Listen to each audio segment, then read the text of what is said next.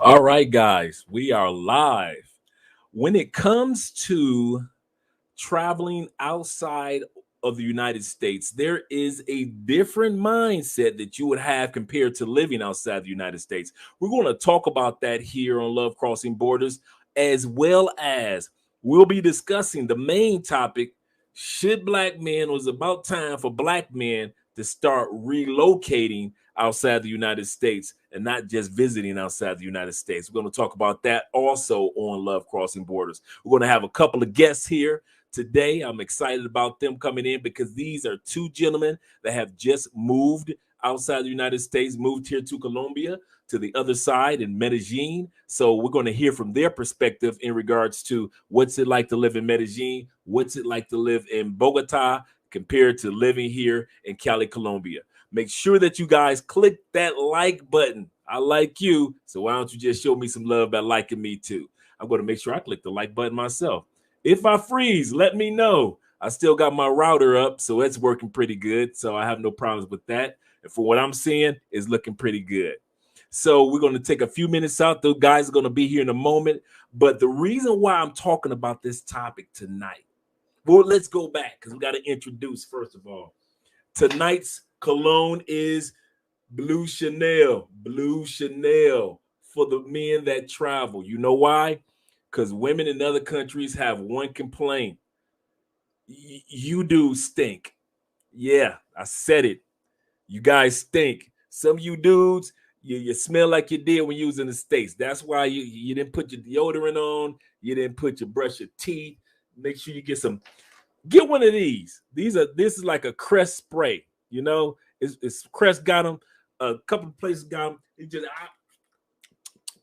your breath smelling good while you at the club and Gustos and Parqueyeras, or you're here in Cali and you're in the club living and you want your breath to smell good. Just a couple of sprays, and the female ain't got to be looking crazy at you. Also, have some cologne with your man. What are you doing? If you're packing clothes, pack condoms and colognes, just like you ladies. When you go, make sure you got your little breath spray bottle, because some of you ladies, your breath can be stinking too. Yeah, I'm saying that. Yeah, all y'all breath don't smell good, ladies. All your breath don't smell the same. But make sure you got something sweet or something nice. Make sure you got some nice flavored lipstick. And at the same time, make sure you got your favorite perfumes on. And also make sure you pack those condoms, ladies. Yes, I always say women should have more condoms than men. I don't know who sold the concept of making women feel ashamed of having condoms, but I believe that whether in the United States or in any country, a woman should always have more condoms in her collection than a man, especially if you're a single woman, or even if you're in a relationship, you're not trying to have a baby, because the consequences are far greater for a woman who doesn't have her condoms than a man who doesn't have his condoms. Sad to say that, but it's true. So at the end of the day, ladies, make sure when you travel, pack your condoms. Don't forget to do that. Also in the super chats, show your boys some love. Y'all got to get those super chats up. I'm telling you now. I want the likes and the super chats up because we got some donating that we want to be doing while we're here in these other countries and while we're visiting other countries. And so we want to continue to do that. We've got some things that's coming down the turnpike, working with some great YouTubers that are going to help with against pollution in the ocean. Because when we went to DR, we saw some beautiful, beautiful landscapes and beautiful beaches. But then there were some beaches we went to that were surrounded by filth, and it was so sad to see in the ocean. So right now in DR, they've got a program, the Dominican Republic, they've got a program in which they are using machines. They got a special machine that actually takes the trash out of the ocean in DR and kind of like chops it up and then disposes it in a different way. So we're working alongside with them in order to get more machines and more beaches around the country of Dominican Republic as well as other locations. But we're excited about this topic. Should black men relocate to another country? And what's the difference between visiting, some of the things that you should expect between visiting a country and relocating to another country? Now, I know some of you military brothers, well, I lived in Saudi Arabia, or I lived in in Georgia, and I'm talking about the southern Georgia of America. I'm talking about Georgia in Europe. Or I lived it. No, it's completely different than living off base. When you're off base, it's your responsibility. So I know some of you guys have visited Thailand, and you visited Singapore, but there's a difference between living in Thailand and living in Singapore. So we're going to talk about some of the differences between living in a country and visiting a country, because it's a whole new experience and it's a whole new country when you live in that country. Such as I've been living here in Cali, Colombia for 4 years. It's going on 4 years. We're actually celebrating our second year marriage on the December 13th, which just so happens to be my sister's birthday too, December 13th. And also, we're going to introduce you to what I'm drinking tonight. Drinks in hand. Make sure you guys have your drinks in hand. I don't care if it's bottled water. I don't care if it's a bottle of wine. You better make sure, you know me, I'm gonna get messed up in front of you. So at the end of the day, make sure that you have your drinks in hand. Now, this drink right here is called Romance, and it's a 2019 bottle. The cool part about this, we actually went to this farm right here. It's beautiful. I'm talking about a beautiful farm way out. This guy right here, check it out. The story of this guy, true story. The guy fell in love with the girl when he was a teenager, and she lived in this house. She lived in this house right here. They made, here in Colombia, they made soap boxes about it. They made movies about him. That's how much he feels. A Romeo Juliet story. He loved the girl so much when she used to have epileptic fits, and she would pass out. She would have seizures, things like that. And nobody in Colombia really knew how to help her. But he heard about some medical doctors in London that were successful with helping people when it came to these epileptic fits. So what he did, as soon as he got of age, he left Colombia and moved to London and went to medical school there, just so he could save his girl that lived in this house here. So this is the dude right here. The romantic part and the sad part was, by the time he graduated and made it back to the town in Colombia, the girl that lived in this house right here, she died just a few days before he made it. A few days before he made it back to save her life. She had died just a few days before. And they, like I said, they've got movies about it, and it's a big tourist attraction here in Colombia that a lot of Colombians visit. Like I always say, that's one of the things that you'll learn when you live in a country compared to visiting the country. When you visit a country, you're trying to club and party, and that's cool. But when you are living in the country, you would get a chance to learn stuff like this. You get to enjoy stuff like this. And this is a cherry wine, a really nice cherry wine. So I'm going to enjoy the rest of this cherry wine with you guys tonight. We got 10 people in the live stream. Make sure that you guys click that like button. Let me get rid of this. Get back to the comments. All right. All right, I'm a new subscriber to your channel. I'm here because I enjoy your energy with Ace. Thanks, brother. I'm glad that you made it. Thank you for subscribing to the channel. One thing that I have decided to do on Monday, I am going to start back doing daily uploads of our travels, of our adventures. You know that a couple years ago, I know Felicia probably might remember this too. I know Jay does. There was a point in time, there were only 3 of us on YouTube in Colombia. There was only 3 channels. You had Ace Live, you had Marwa, and you had us. That was it. Only 3 channels. Everybody else was kind of like already Colombian, or that was it. And so now to see all of these other channels, to see Carlton come up, and to see all these other channels come up, and Passport King, and all these other, and Crypto King, and all these other channels pop up is really great to see. And so what we're going to be doing is getting back to our roots with Love Crossing Borders. We know we have our other channels, but we decided to go ahead and really start putting out content on a daily basis like we used to. So you guys get a chance to see our lifestyle here in Colombia. And I also got footage. I got a video coming from when we visited this location. I mean, it's a beautiful, beautiful home. It's like what finca in Colombia is a ranch. So whenever you hear somebody say they're going out to the fincas, it's like a beautiful ranch. It could be a giant ranch that has 25 rooms, or it could be a smaller ranch that has maybe 5 or 10 rooms as far as bedrooms and bathrooms. But each finca is so beautiful. That's where Colombians go during the holidays. That's where you'll be in Medellin, and all of a sudden Medellin is empty during the holidays. You wonder, like, what happened? Where's everybody going? Why is the traffic so thick? Everybody's heading out to the fincas because that's where the party in it. That's where the real Colombian party is. Colombians don't party in the city. I just want y'all to know, you all party in the city, but Colombians, they going out to the fincas because they can blast their music, have their parties. They ain't got to worry about the police telling them, hey, that's too loud. We got my man Larry Perry in the building. Don't have to worry about their music playing too loud. So a lot of times Colombians go out to places that look like this, that look like this farm. They go out to the fincas. So yeah, and Andre and I have been out to the fincas plenty of times. And to rent a finca for the weekend is so inexpensive. That's another thing that I try to let guys know.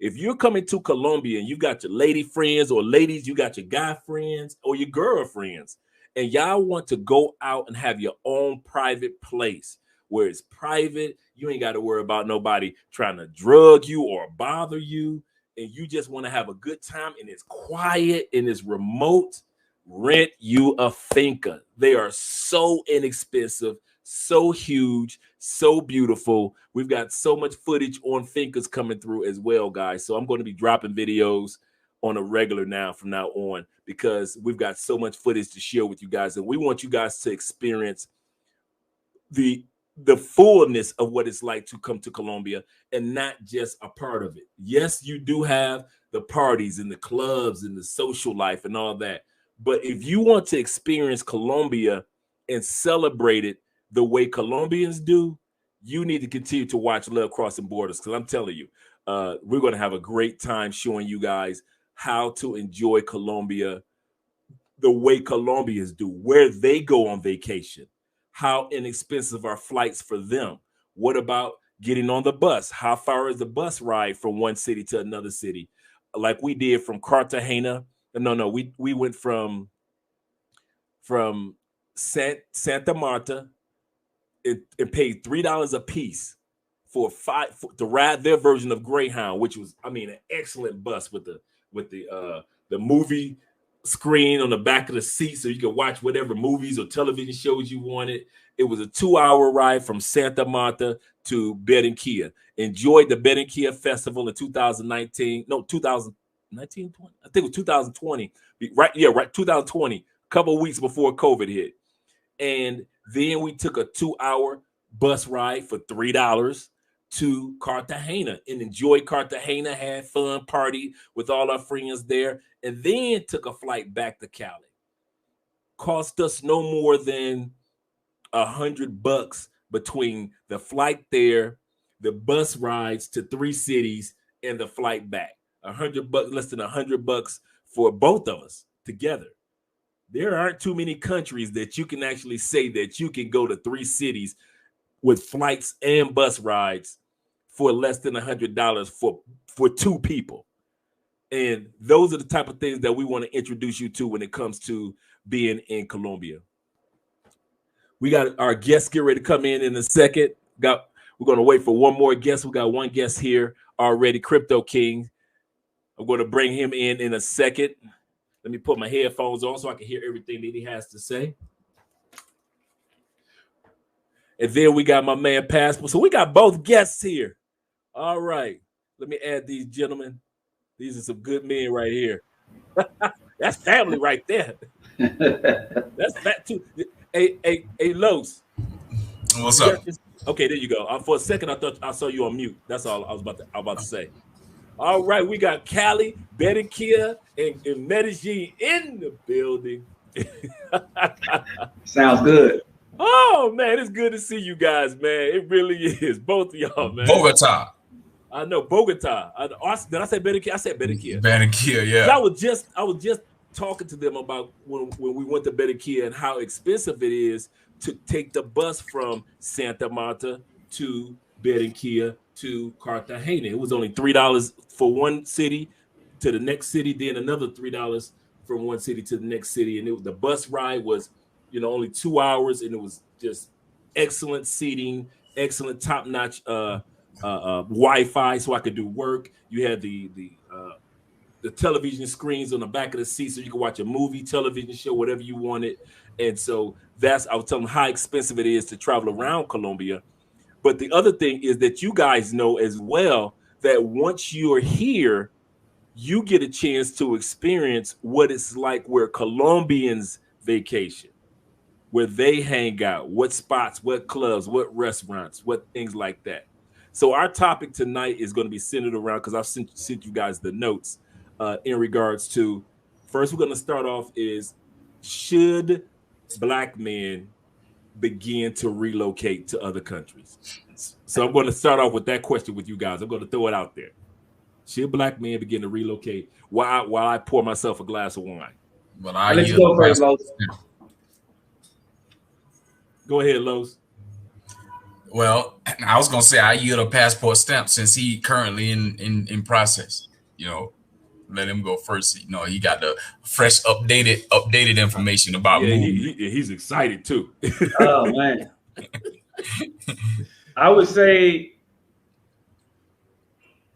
truthfully, is yes.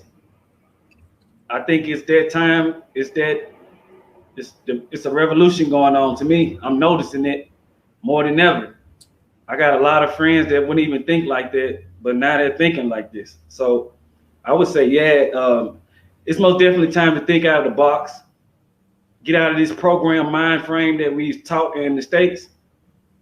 This 9 to 5, go home, go to sleep, wake up and do it again. Like a robot, we program. So for me, I try to unprogram myself so I can better myself. So I say yes, Black men, all sisters, all brothers should try to live abroad somewhere and learn something about other places, other people.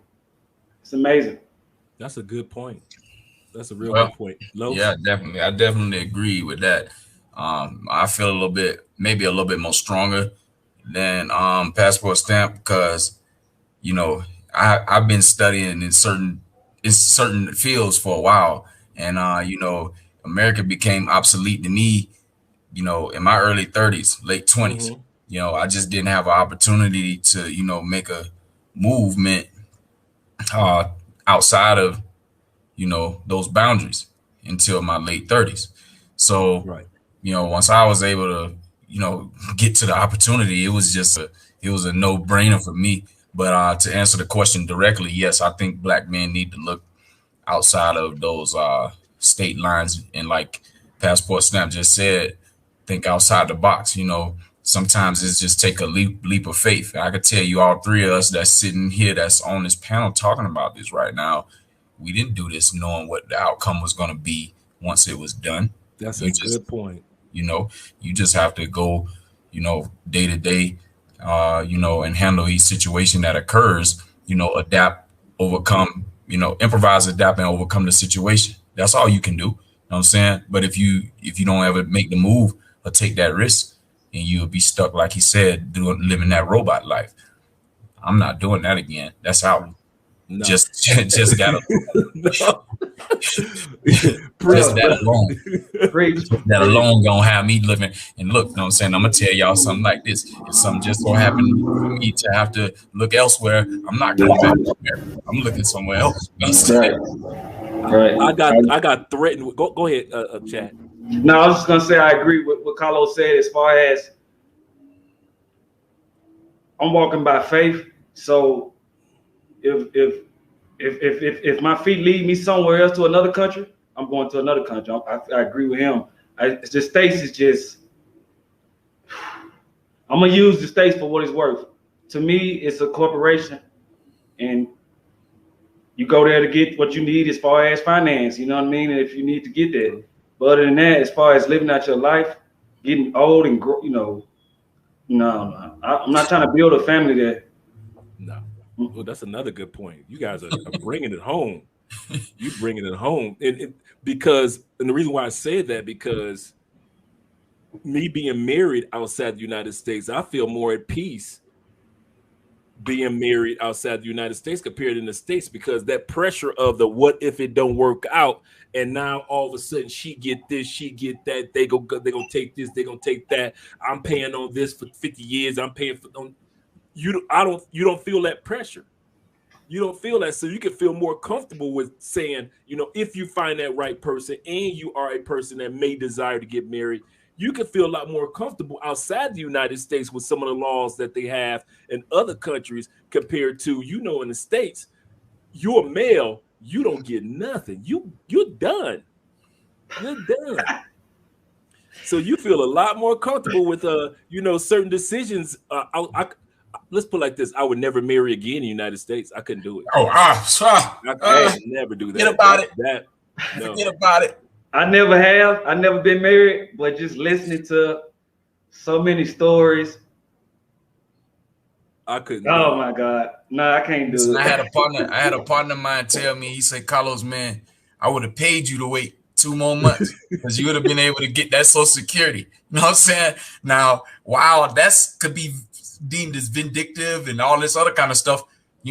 My mind was like, it's time to get up out of here. I don't want no ties to the U.S. whatsoever. Yeah. The only ties that I have there is my family and my children. That's it. That's it. You know what I'm saying? Those are the only ties that I have, and that's currently at this point. You know what I'm saying? Because I don't really see the need to continue to try to build something somewhere where, my efforts are going to be overlooked, chopped down, not respected. All of the negative connotations that you can put on it. Why? You know what I'm saying? It's like a wasted energy and effort. You come to a different place, different culture, and all you have to do is learn the culture. And if you're in a situation where you have to learn a different language, learn the language, you know what I'm saying? And then do what you have to do as a male, if you're a man, to survive. You know what I'm saying? Like, we all born innately with some survival skills, whether we activate them or not. That's on us, you know what I'm saying? And how do you activate that? Aprende. You have to learn something, you know what I mean? Aprende algo, Yo necesito aprender algo contigo, con cultural en español, or como se llama, Germany. Listen, we gonna get listen. Muy bien, Carlos. Listen, man, it's not a game. Yeah, I like it. Yo vivo aquí en Bogotá por 8 meses en el barrio, nombre es Chapinero, pero yo necesito mucho estudiar por el cultural, idiomas y la gente en la calle. And man, let me stop, man, because I'm gonna start talking Spanish. Stop. That's phase 3 in my expectation for Black men. I have an expectation for Black men. Each phase it's about 4 or 5 phases. Phase 1, visiting countries. We're all doing this for the most part. Who have passports, we're visiting countries. That's phase 1.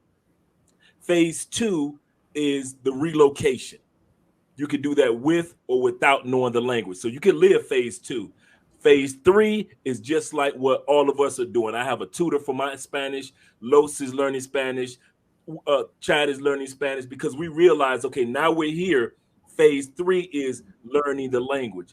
Phase 4, finding ventures to get into, whether it be buying a piece of real estate here, whether it be learning what the stock market is here, learning crypto from Crypto King here, because now Colombia is over the last year starting to allow people to buy crypto. So it's Bank of Bogotá, Bank of Colombia is next. Right. So at the end of the day, there are stages that take place.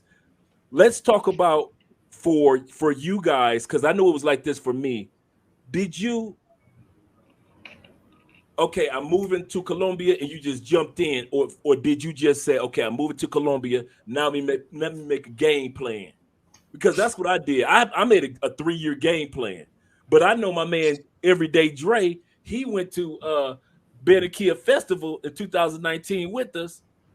I mean 2020 with us. This dude came back to Medellin like within 2 weeks. Ain't never left. Some dudes can just, oh, I'm good. I know what I want to do. I'm out of here. I'm out of the States. But for me, it was a 3-year process to making sure that I had everything in order, all my I's dotted, T's crossed type of thing. How was it for you guys, your transition? Well, I kind of got a little story. Most of the people, you know, some people know about it and followed it, but I'll briefly go through it real quick. You know, I was just in 2000 I started traveling before 2019, and I had some personal situations that started me to even look to consider international living anyway. You know what I'm saying? Back in 2013, 14 and stuff like that. So I started looking then, and you know, and as I was traveling, I was married for 12 years also. So, you know, as I was traveling in the marriage and stuff like that, my mind started expanding.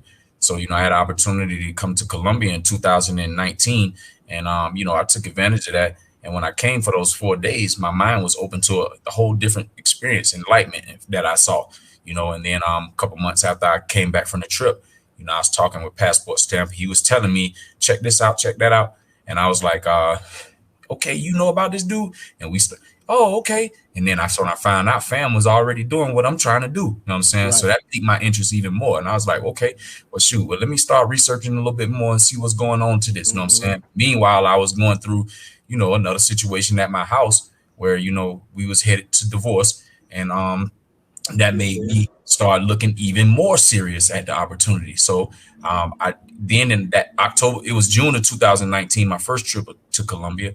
Then I took another trip to Panama in October 2019. You know what I'm saying? Because I wanted to check Panama out. My next trip was to Ecuador, but, you know, I said, you know what, let me recalibrate and let me go to Colombia again. So I end up that March of 2020 coming back around and going to Colombia again for 8 days, because I wanted to expand. I only went 4 days the first time, so I wanted to go 8 days this time.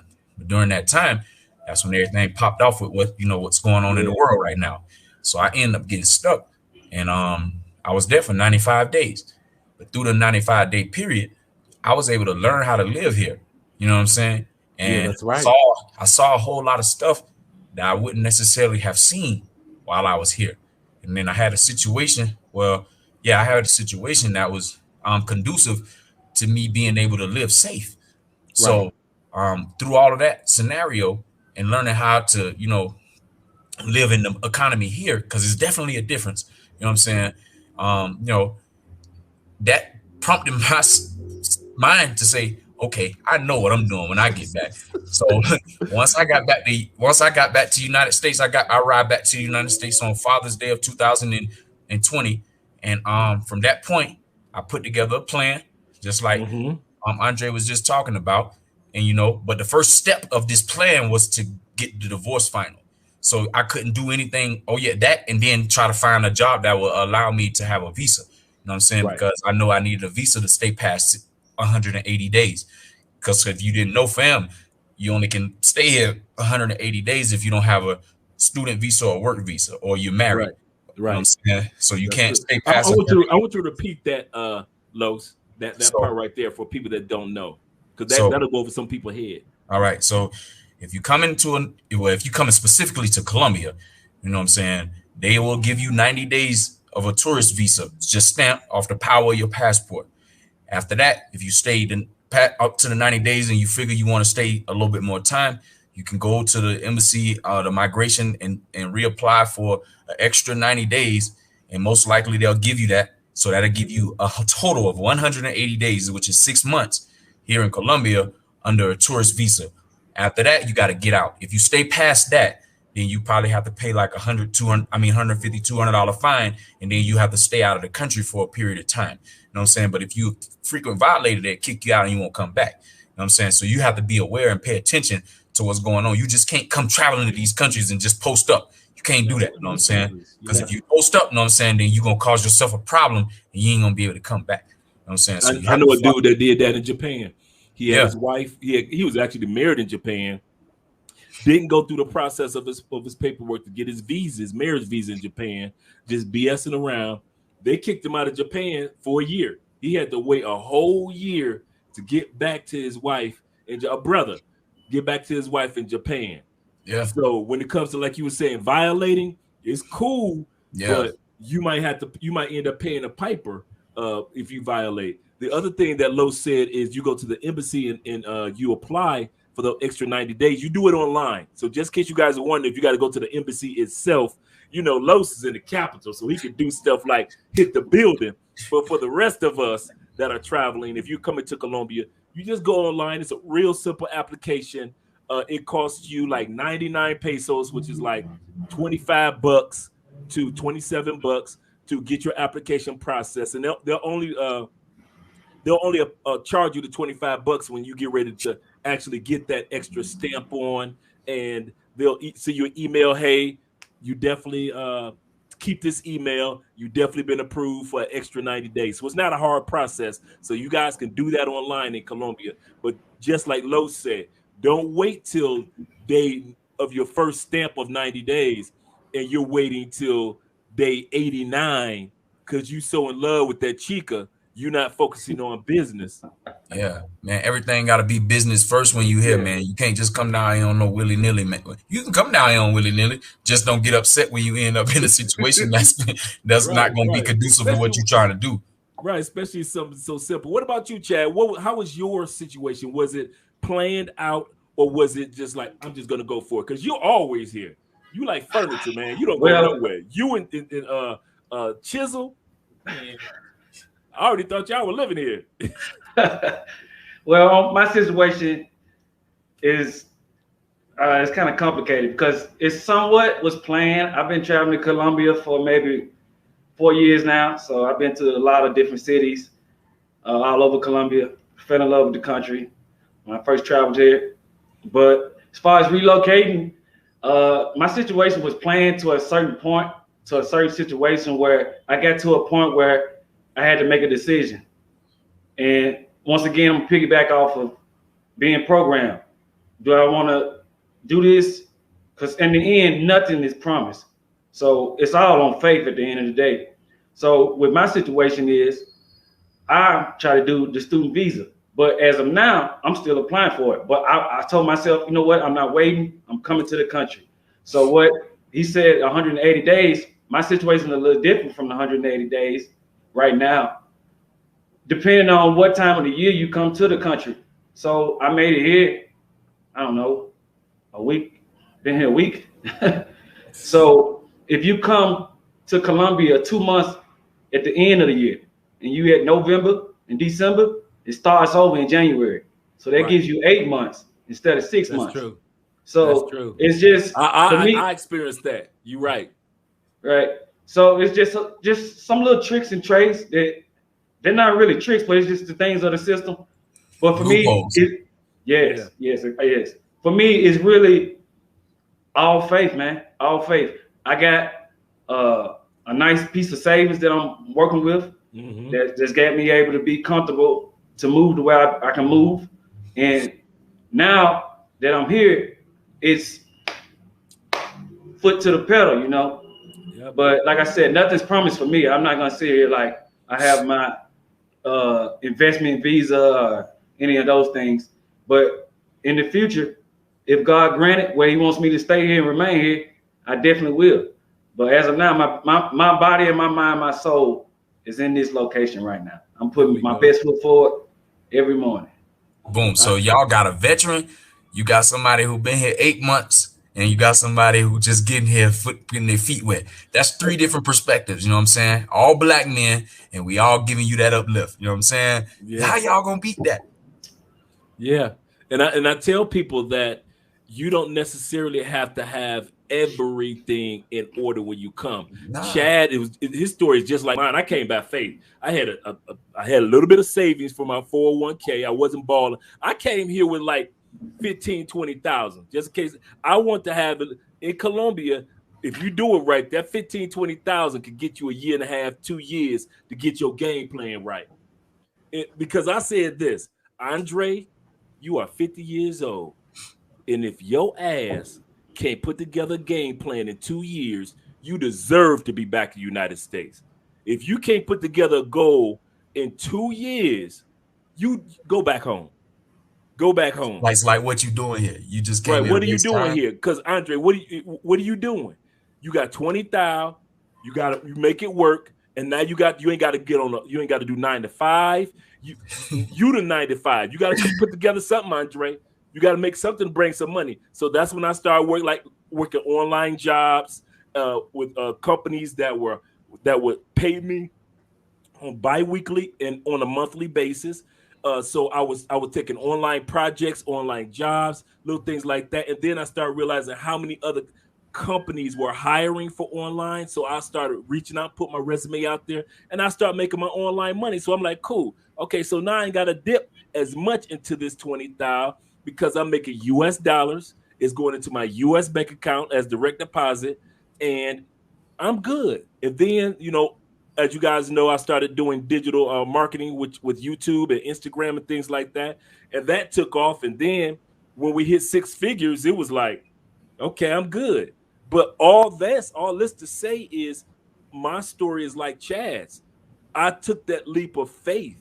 And I commend guys like you because you guys I like what Andrea said to me a year ago about 2 years ago on a live stream. She said one of the reasons why she loved me because I got balls. She said because a lot of men ain't got the balls to do what you do as far as relocating to another country where he ain't know the whole language. He don't know the system, but he knows that that's the country where God is sending him to. And a lot of guys ain't got the balls to go where God's sending them to. So that's one of the reasons why she said that's one of the reasons I love you. You're a man that got balls to do something. She said, because I know Colombian men that got money here that want to live in other countries, but they ain't got the balls to go to the other country. I know a dude that's Colombian. This dude bringing in $400,000 a year. His family live here. He ain't got the balls to leave Florida. His company told him, if you leave us, we'll still give you $200,000 a year. You could be he was an architect. He said you could be an architect from at home in Colombia. It took him 3 more years to get the balls to move to the country where his own family is here.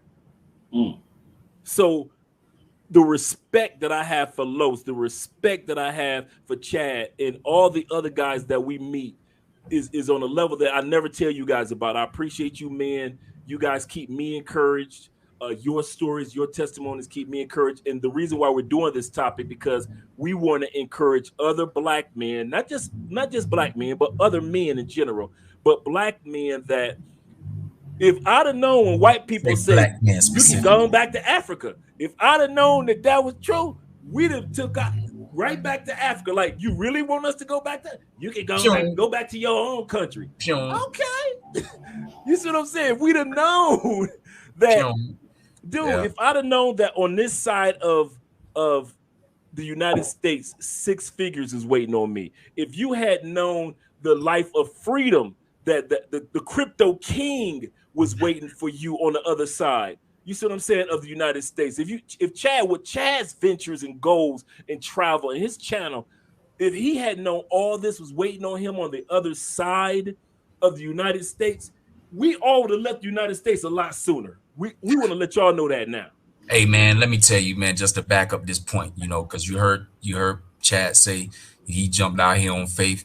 And everything gonna work out for him. That ain't no problem. I'm saying, and, Andre jumped out here on faith.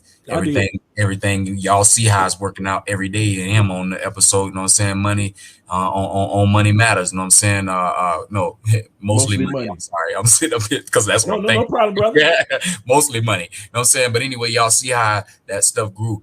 Ain't no different from me. my plan was just more structured than both of theirs. That's all it was, because I was in a situation where I could structure my situation out. But right now, we all doing the same thing. I'm out here on faith too. You know what I'm saying? Because shoot, who knows? That job could say, the job where I have my visa, they could say, well, Carlos, we don't like your services, because I'm a contractor. I don't work for anybody. I'm a contractor of 5 different companies. That's how I make my money here. I don't get paid in USD anymore. Well, actually, I got an opportunity to get a good lump sum of USD right now. You know what I'm saying? That'll be great, because it's just go turn into crypto and peso. But I have, what I mean, I get paid in pesos and crypto. That's how I survive out here. You know what I'm saying? There's no joke, no secret behind that. But in order to be able to do that, in order to be able to freely, how many people you think are gonna say, man, hell, I'm finna move to a quote unquote third world country and get paid in their currency and leave the US dollar? You know what I'm saying? People look at you like you crazy as hell. You know what I'm saying? But hey, I did it. You know what I'm saying? And it's working out for me just fine. You know what I mean? So, they go the next man we about to see come down here too. That's the next one right there. C's, what's up, dog? We already know that. C's planning and plotting. It might not be this year, next year, the year after. That's the NFT guy right there. NFT guy. Oh C's, man, this dude right here. But yeah, do man. Not fall asleep on him. Go ahead, bro. So, my leap of faith, being a contractor, I've always been a W-2 employee, man. You know what I'm saying? So, me being a contractor for different companies, actually, just this past week, my schedule changed. So now my day is complete at 1 o'clock every day. 1 o'clock today. Well, Mondays and Fridays, 12 noon. You know what I'm saying? That my day is done. You know what I'm saying? Like, as far as contract work, and then every other project that I'm working on, it's on my time when I feel like doing it. Like, you know what I'm saying? Today, I had other plans, but Andre hit me up and told me what he needed from me. I adjusted my plans. If I was on some written schedule, robotic schedule, man, Dre, I can't do it tonight because I gotta, man. Right. I was able to make my own decision as a heavy. Look here, man. All right, so just send me what we need to do. You know what I'm saying? And that's it. And I adjust from what I was gonna do to something different. Man, I love the fact that I can do that.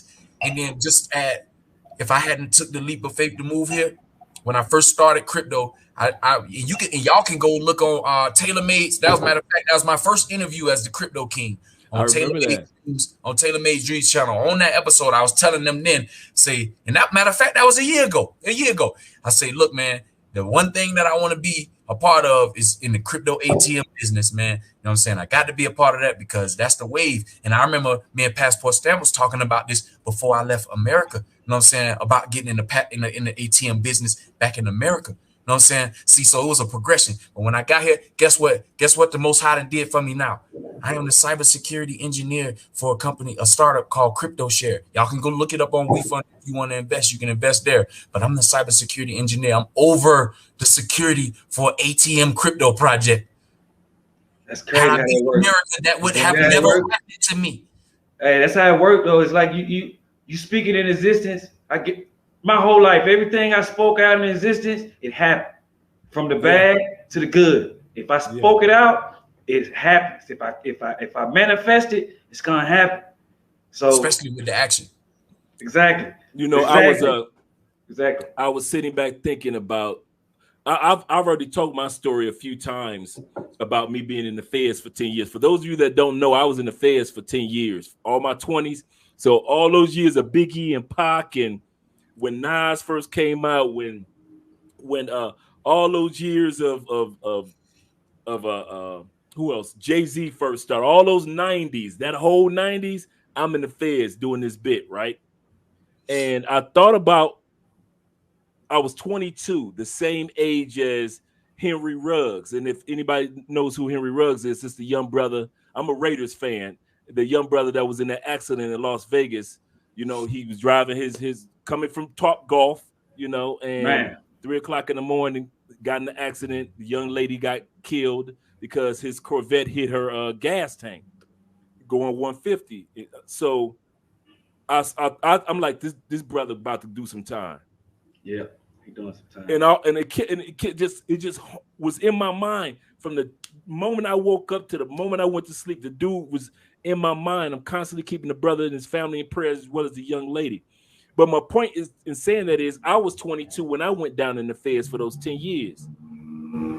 And I'm living proof that after incarceration, you can get a passport. Don't let them fool you and tell you that because you got a pass that you can get a pass. Okay? Once again, because you got a pass doesn't mean you can't get a passport. Number 2, there is life after your life.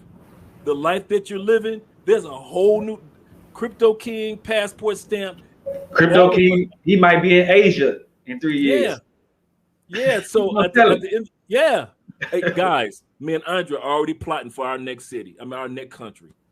So we already got all that in the making. Yeah. And so we're just like you guys. I remember a Chad said something about if it doesn't work out in Colombia, I'm not going back to the States. I remember one time I was on a WhatsApp with a group of ladies, and they were like, "Oh, y'all talk about the United States, but when it's all said and done, y'all be back. When something bad happens, you'll be back." I said, "Sister, there's over 245 developed countries in this world.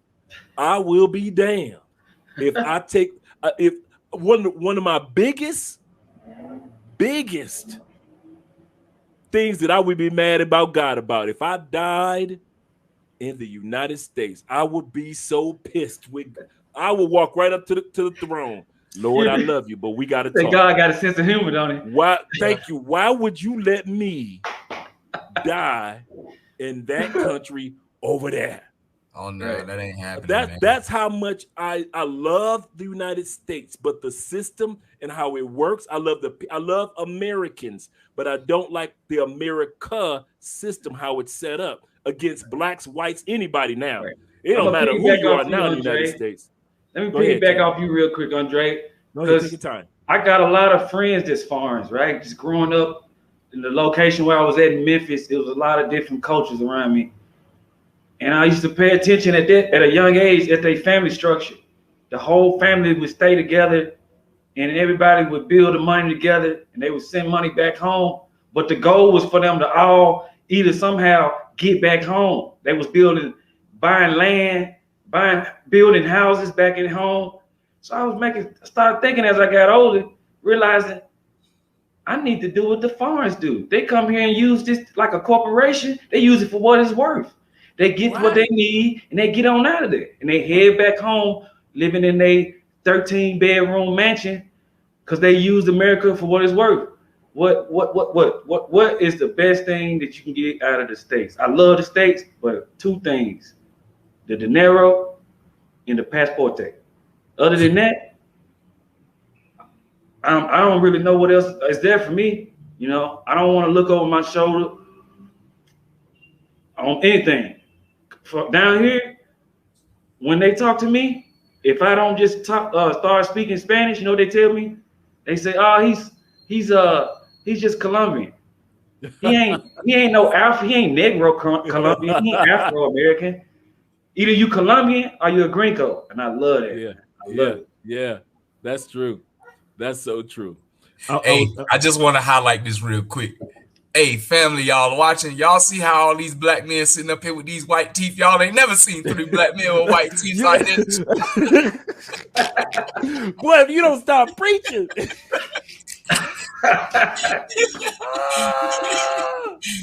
I'm done. Hey, y'all better get y'all passport, man. I'm trying to get your teeth.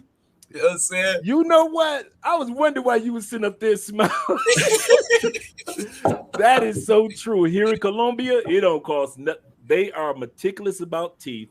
They love men of color with white teeth because your teeth really stand out off of your complexion. So getting your teeth cleaned or getting a crown or getting veneers or whatever it may be, get your teeth. I meet so many people that come down here to Colombia. I met a black family with the kids and everybody that came down to Colombia to get their teeth done. A whole family came down to get their teeth done. So that's how inexpensive it is. The best part of this is the fact that you don't even be trying to show your newly white teeth how you got them right? clean. You just happy. You know what I'm saying? So they're gonna show anyway. Y'all stupid. Oh, man. That is a good point, man. I never thought about that. I'm sitting up here. I say, look at Chad. Chad talking with his white teeth showing. Andre listening with his white teeth showing. So no, I'm saying, let me show my white teeth. Oh, that's 3 happy black men in Colombia, man. Oh my God, I didn't think about that, but that is so true. So true. Somebody asked a question that they have a digital nomad visa here? No. Right, absolutely correct. I looked it up because you know what I'm saying. By me being in the IT space, you know what I'm saying. I wanted to be able to try to utilize all my avenues. Because my whole goal, if I had said it, my whole goal is not to leave Colombia or South America. Period. I will go to another country if I have to step outside of Colombia for a minute, but I'll come back. You know what I'm saying? The whole goal is not to leave. So I looked up all of the things that it is. All right. So for you guys who are interested in the visa processes, you have, like Chad said, the student visa, which is going to probably be the most easiest, effective way for a person who was really trying to relocate from the United States to get, because you can come down here and pay $1,000 to $1,300 and you get a year. You know what I'm saying? That's for paying for the course, and you have to pay another maybe $160 for the passport. I mean, for the visa. You know what I'm saying? And then they give you a cedula extraña. You know what I'm saying? Which is your ID for a foreigner. You know what I'm saying? So that's how all of that process will work right there. And then you'll be legitimate for a year, and you'll just renew that process over. That'll be the easiest way. You know what I'm saying? To come to here. I'm speaking in terms of Colombia, to be able to live, you know what I'm saying, past this 880 days, or where it's kind of too late to take advantage. Well, no, it's not really, but you know, to take advantage of these extra 2 months going into the next year. I like that trick. I'm glad you told me that. But anyhow, the other visas you have the migrant visa, which people coming from America or United States, you probably not going to be eligible to get no migrant visa unless you have some family here, like blood family that can be proven, or you know what I'm saying, you know, hell, you a migrant of another country in America. You know what I'm saying? That's probably the only way you're gonna be able to get that one. Then you have the common law visa and the marriage visa. The common law visa, you have to be able to show and prove over a 24-month period that you have been taken care of. You've been visiting with the family, the girlfriend, or whoever it is you've been dealing with in Colombia for over a 24-month period of time. Then you would become eligible for the common law visa without being married. You know what I'm saying? Then you have the marriage visa, which Andre has. You know what I'm saying? And obviously, everybody know what that entails. You know what I'm saying? And then the other visa you have, which I have, is the work visa. You know what I'm saying? Which you would have to have a company here in Colombia, based in Colombia. They would have to sponsor you, you know what I'm saying, for the time that, you know, for the duration of your contract period, whatever the case is, you know, for that job. And then you'll be able to obtain that job, the job visa. And the last visa that I know about is the investment visa. And if you have to have a big bankroll, you know what I'm saying, in order to be able to come here, because the minimum is 25 to 30,000 USD in order to be able to invest in some company here or build a business here, or buy a house, whatever, in real estate investment or whatever. You know what I'm saying? And then they'll give you a visa there. I forget that. I think it's not the M1, that's the migrant.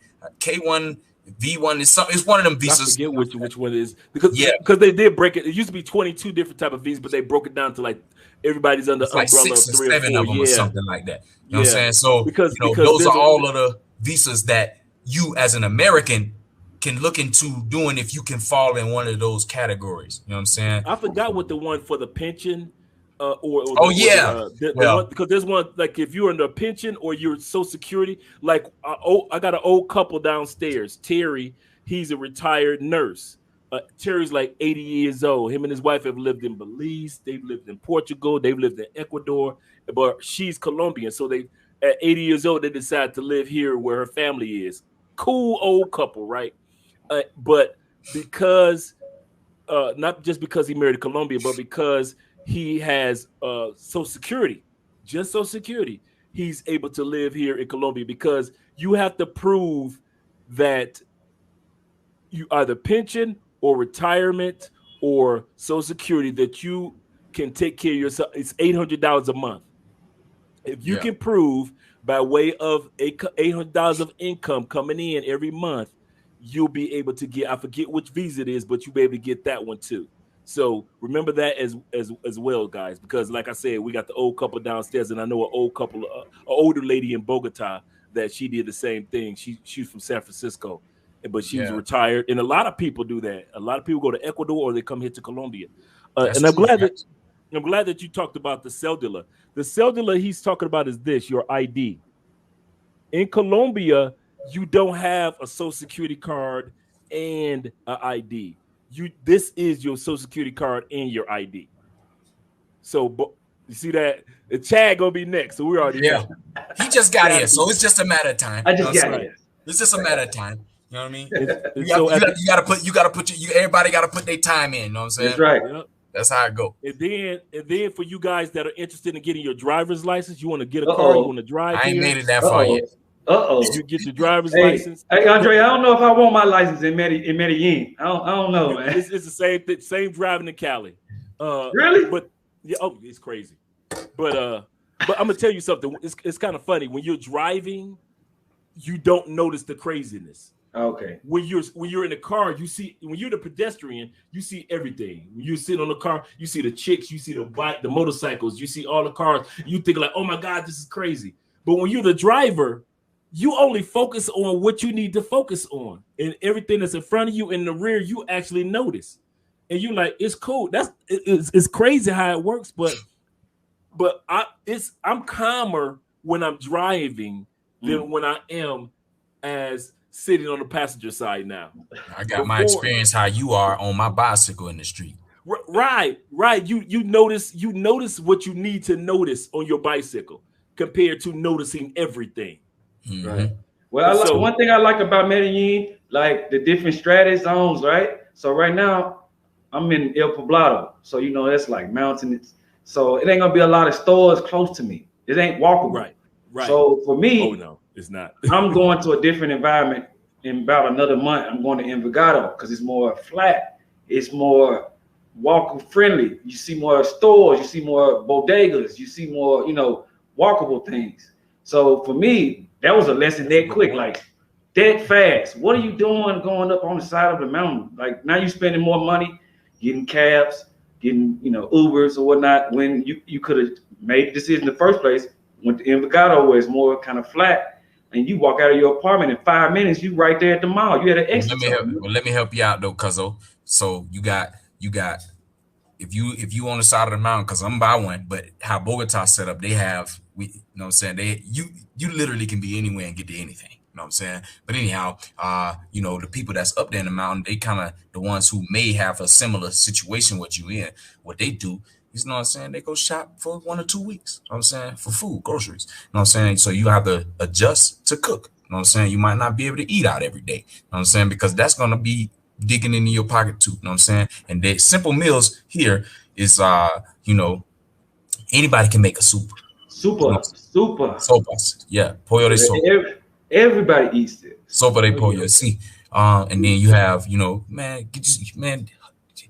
until you get yourself set up in the way that you want to live, man, thug it out. You know what I'm saying? You done had peanut butter and jelly before. Man, you know how many weeks I've been in here and ate peanut butter and jelly because I don't want to go out there.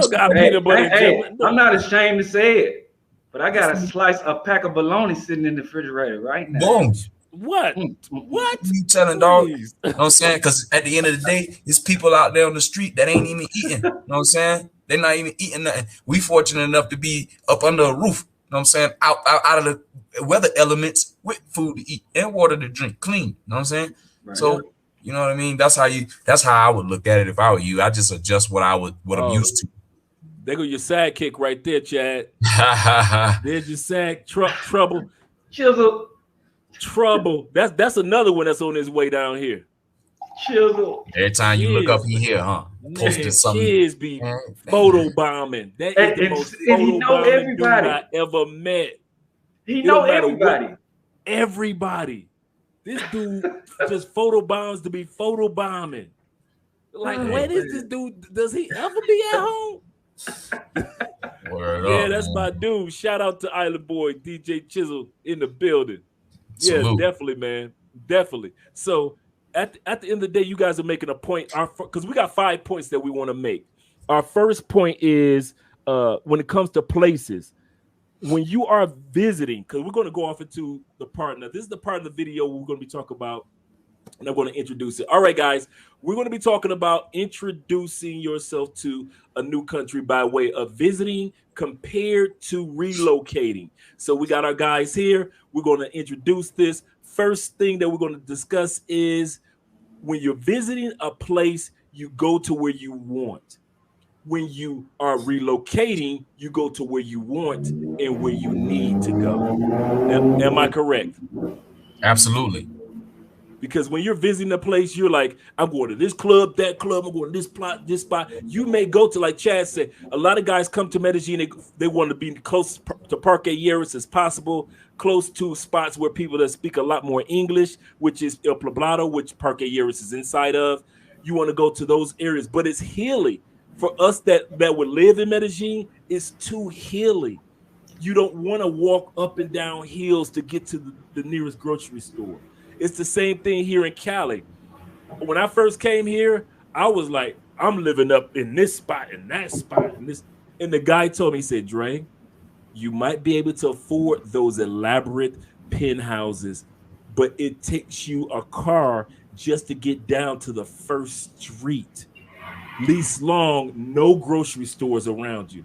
Now, Chad knows the area that I live in by Chippy Chape, and he can attest everything's in walking distance. Because I learned the lesson of I don't have to be in the most expensive place. I can live in a nice area that's everything is in walking distance. So when Andres got the truck, I'm good. I can walk to this store, this store, that restaurant. If I need a COVID test, going to another country is right around the corner. All those things in walking distance. You learn those lessons when you live here compared to if you're just visiting. What do you have to say about that, Los, in regards to Bogota? Well, in regards to Bogota, man, that's actually how I'm living now, walking up a incline every day. You know what I'm saying?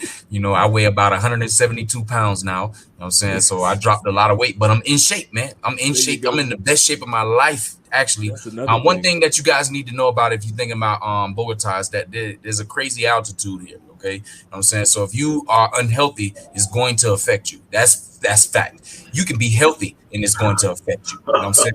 Your lungs, because your lungs are not used to the altitude, the air at the altitude that the city sits. So you know what I'm saying? Your lungs has to adjust. So it took my lungs about maybe 4 or 5 months to expand, to adjust. I still get winded coming up that hill every day, especially if I'm coming from the grocery store carrying something. You know what I'm saying? But to Andre's point, I learned, you know what I'm saying? Because I came here and I paid for everything up front. So you know what I'm saying, everything for an 11-month period of time, I had to deal with it. I got to deal with it. You know what I'm saying? My lease is up on the 31st of December. So, to the point that he made, I found 3-4 different areas of the city that I like. That's nice. I'm going to be paying cheaper. You know what I'm saying? Yep. It's still nice, but everything's in walking distance to me. Just still the one thing that I love about the area that I live in now is that like I'm on the east side of the city, but I'm by everything. Like literally, I can go right, left, or straight, and I can get to anything I want. Anything. You know what I'm saying? So that's one of the keys.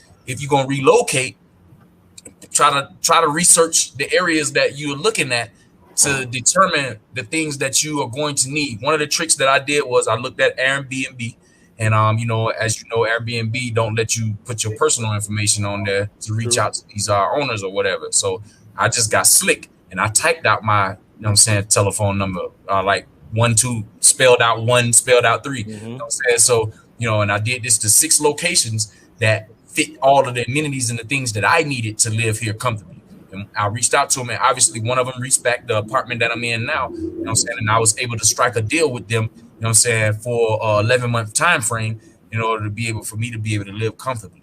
And the only thing that I didn't know is the location. I knew the location by me doing my research, but I hadn't been to Bogota before, so I didn't know exactly what I was going to encounter when I got here. You know what I'm saying? So now that I've been here for this 8-month period, I know the city good enough to know how I want to live and where I can live comfortably. And I've been able to do that, narrow down. Actually, tomorrow I'll be out, you know what I'm saying, for a couple of hours, jotting down phone numbers of different locations to move to. You know what I'm saying? And then you have the furnished option and you have the unfurnished option. Right True. now, I'm the furnished Say that option. again. There we go. I want you to emphasize on that again in Colombia, because that'll go past people too. You have the furnished option and you have an unfurnished option. You know what I'm saying? You don't have to come down here trying to be elaborate King Don, you know what I'm saying? When you first get here, man, all that ain't necessary. You know what I'm saying? Just take advantage of the opportunity. And then, in most cases, when you do get something that's furnished, it come with the water, electricity, all of that. You know what I'm saying? Cable.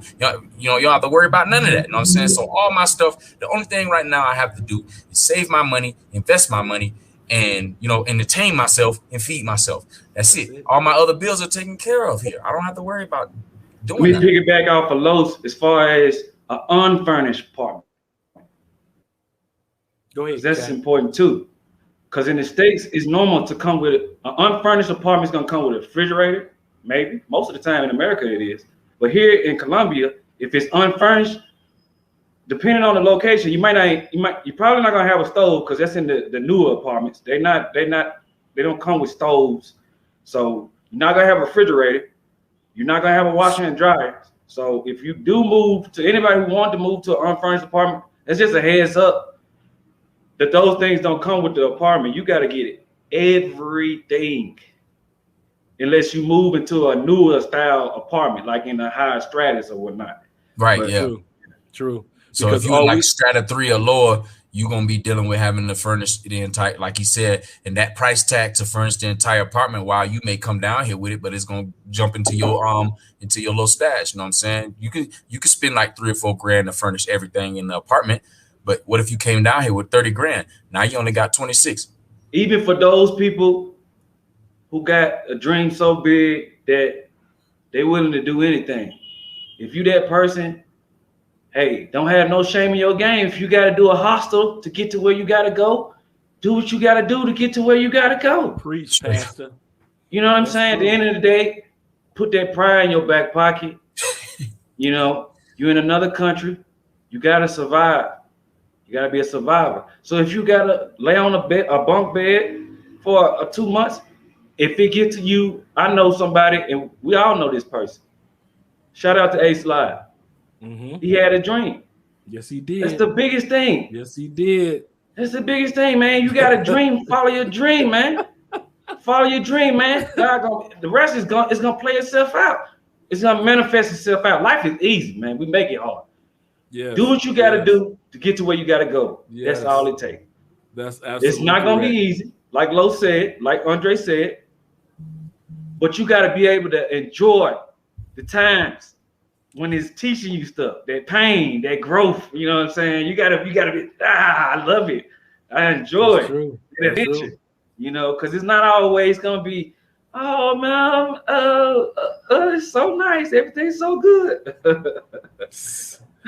Shout out to our boy C's for the $20 super chat. Guys, ladies, I know you out there. Get those chats up. I don't care if it's $1, $5. I don't care what it is.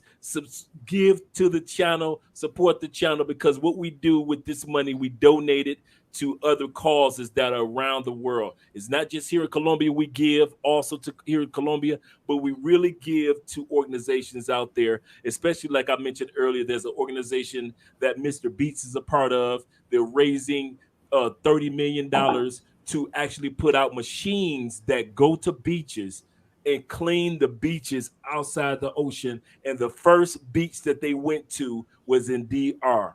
They actually cleaned. Go ahead, Chad. No, I was gonna say, you piggyback on what you said. I just read the information about President Duque and our president, or American president. They're linked together to slow down global warming. Yeah, this is their main focus. So they just did this. They just shook hands to do a big deal where they're gonna work together. Colombia is gonna help America, just like America's gonna help Colombia. It's gonna be back and forth this time. But I just saw that, just to piggyback on that. That's true. Another thing that I want to mention with the cellular is this: once you get your cellular in Colombia, you can take your passport and put it away, because you could travel to whatever country other than Venezuela, because we know what Venezuela is going through. With your cellular, you can travel to any country in South America as long as you want. You want to go to Brazil, you can. Ecuador, no problem. You ain't got to do that 90-day things. You good. That's true Just facts. with your cellular. That's true So facts. you don't have to worry about anything Man, else that's other powerful. than that. Yeah. That's true facts. Yeah, remember we was in Cartagena in May on Chad, and how powerful that thing was, and I was whipping it out. Yeah, Man, so that yeah, it was. He would pull that card out. He'll be somewhere that we'll be having an issue. It'll be a problem or something. I don't know. That day was just crazy. Like we just kept running into different issues. But every time he'd just whip out his card and everything else was shut down. He'd be like, okay, everything's okay. Okay. Yeah. Yeah. Because even on our cellular, I know Los knows this. Our cellular has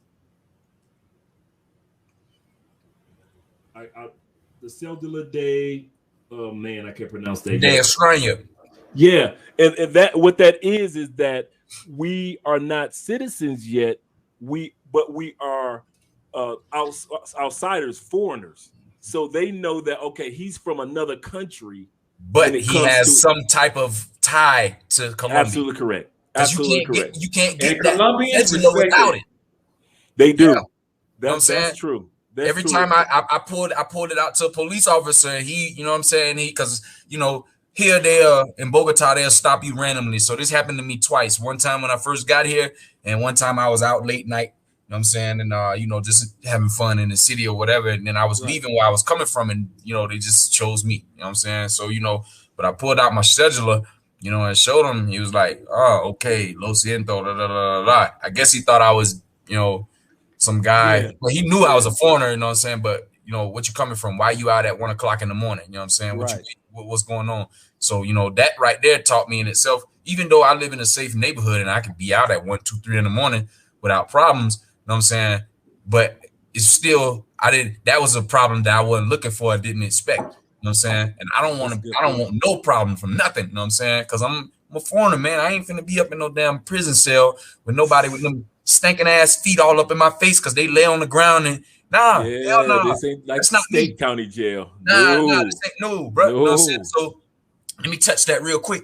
Man, when y'all come in these other countries, man, leave that foolishness back in the United States, man. Let them know. That bullshit, man. I'm sorry to cuss, dog, man, but don't come down here with that, dog. You know what I'm saying? Because if you come down here with that, you fucking it up for everybody, not just you. You know what I'm saying? Because now they gonna start looking at me like I'm you, like I'm gonna do what you gonna do. Man, don't do that, man. Just come down here and just be on your best behavior. Follow these people rules and laws and everything gonna be good, man. I've been here for 8 months and I ain't had a problem yet. You know what I'm saying? Outside of the little small minor issues that I wasn't looking for. You know what I'm saying? And now that taught me, okay, well, Carlos, don't be over here in this area at this time in the morning because you subject to this. You know what I'm saying? Or I was walking home, these 3 dudes standing on the corner. I don't know what's on their mind, even though I'm protected because I walk around with stuff in my pocket. You know what I'm saying? But still, I'm one person. You know what I'm saying? And what if one of them would have had a gun? So you got to be thinking about this type of stuff when you out there. You know what I mean? That's a good point, Los. But that was going to be number 5 on our list. But I'm glad that you walked in that. Number 5 on our list is when you are a visitor, you kind of focus on safety, and you want to go home just like you came in. You came in safe. You want to have a good time and go home safe. When you live here, you focus on safety, but you also focus on sensibility, just like Los described. You just focus on having some common sense about yourself in regards to, okay, I know that I don't want to put myself in this situation or that situation that may be detrimental. It slows down for you.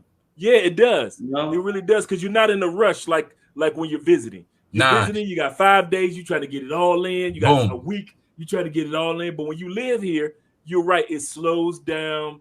It's like, okay, let me get everything in order. You have good days, bad days, wave. But you realize that it's a part of me sensibility now. Right. And just everything becoming centered around common sense. And I was going to say the biggest point to what you're saying to that is that when I first came here, man, for about maybe 3 months, I had goals in my mouth. I had 2 goals in my mouth. And you know what I'm saying? There were several occasions that I got some. Wow, I forgot about that. Yeah, I had unwanted attention. You know what I'm saying?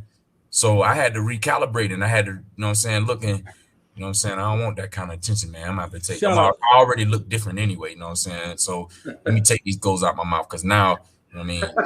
Yeah. So that's why I don't nobody see me with the goals no more, man. Because I was unwanted attention. Yeah. That made sense. We'll give Gloria a shout out. She said Nigeria is really nice and Haiti too. Lagos. I know, right? We were trying to get over to Hades and the assassination had just happened, and it was just, you know, it wasn't a good time. It wasn't a good time. Like Ace and them went over like right between. They had a window, and Ace, you know, that's his people, so he was able to walk through doors. And Philly Dime, come on, he was the right dude. But shout out to Philly Dime channel and Ace Live. And Gloria is actually correct. Haiti is really nice, and we were trying to get there too. Andre would love to go there. Nigeria, we're already setting our plans to set foot on the continent of Africa in 2023. 2022 is dedicated to Europe and Canada and the US. So we're going to be spending about 4 months in Europe and a month in the US and a month in Canada.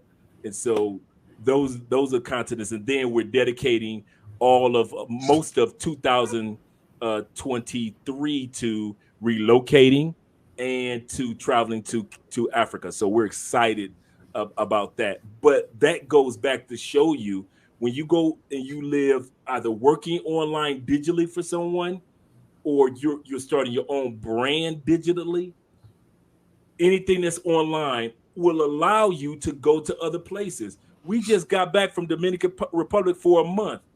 All I needed was this laptop that's in front of me and somewhere that had Wi-Fi, and we were good and we could work and we could do it. My man Domain, who's usually shout out to Domain, his channel, which is Let's Learn Spanish. So if you want to learn Spanish on the channel from a brother, Let's Learn Spanish. Definitely is a great channel. He's in DR right now.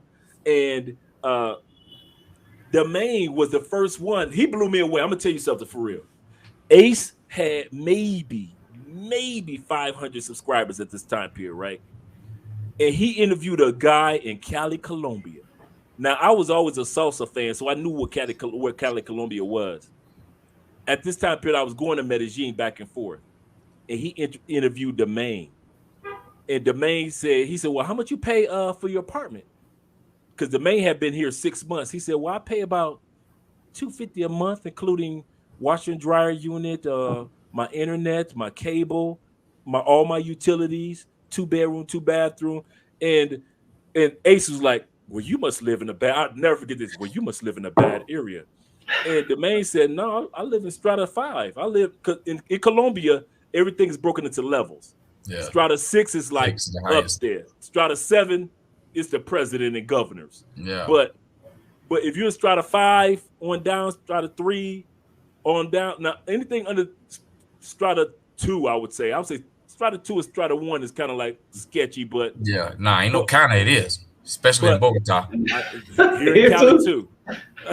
But you got to give it to him raw, bro. Because I'm in Strata. I'm in Strata 5. You know what I'm saying? If the guy that you trying to date, ladies, lives in Strata 2 or 1, don't date him. Don't mess with him. I'm in a 6. He gonna get you. He gonna get your ass. Yeah. So he was like, he said, I live in Strata 5. What did you say, Lolo?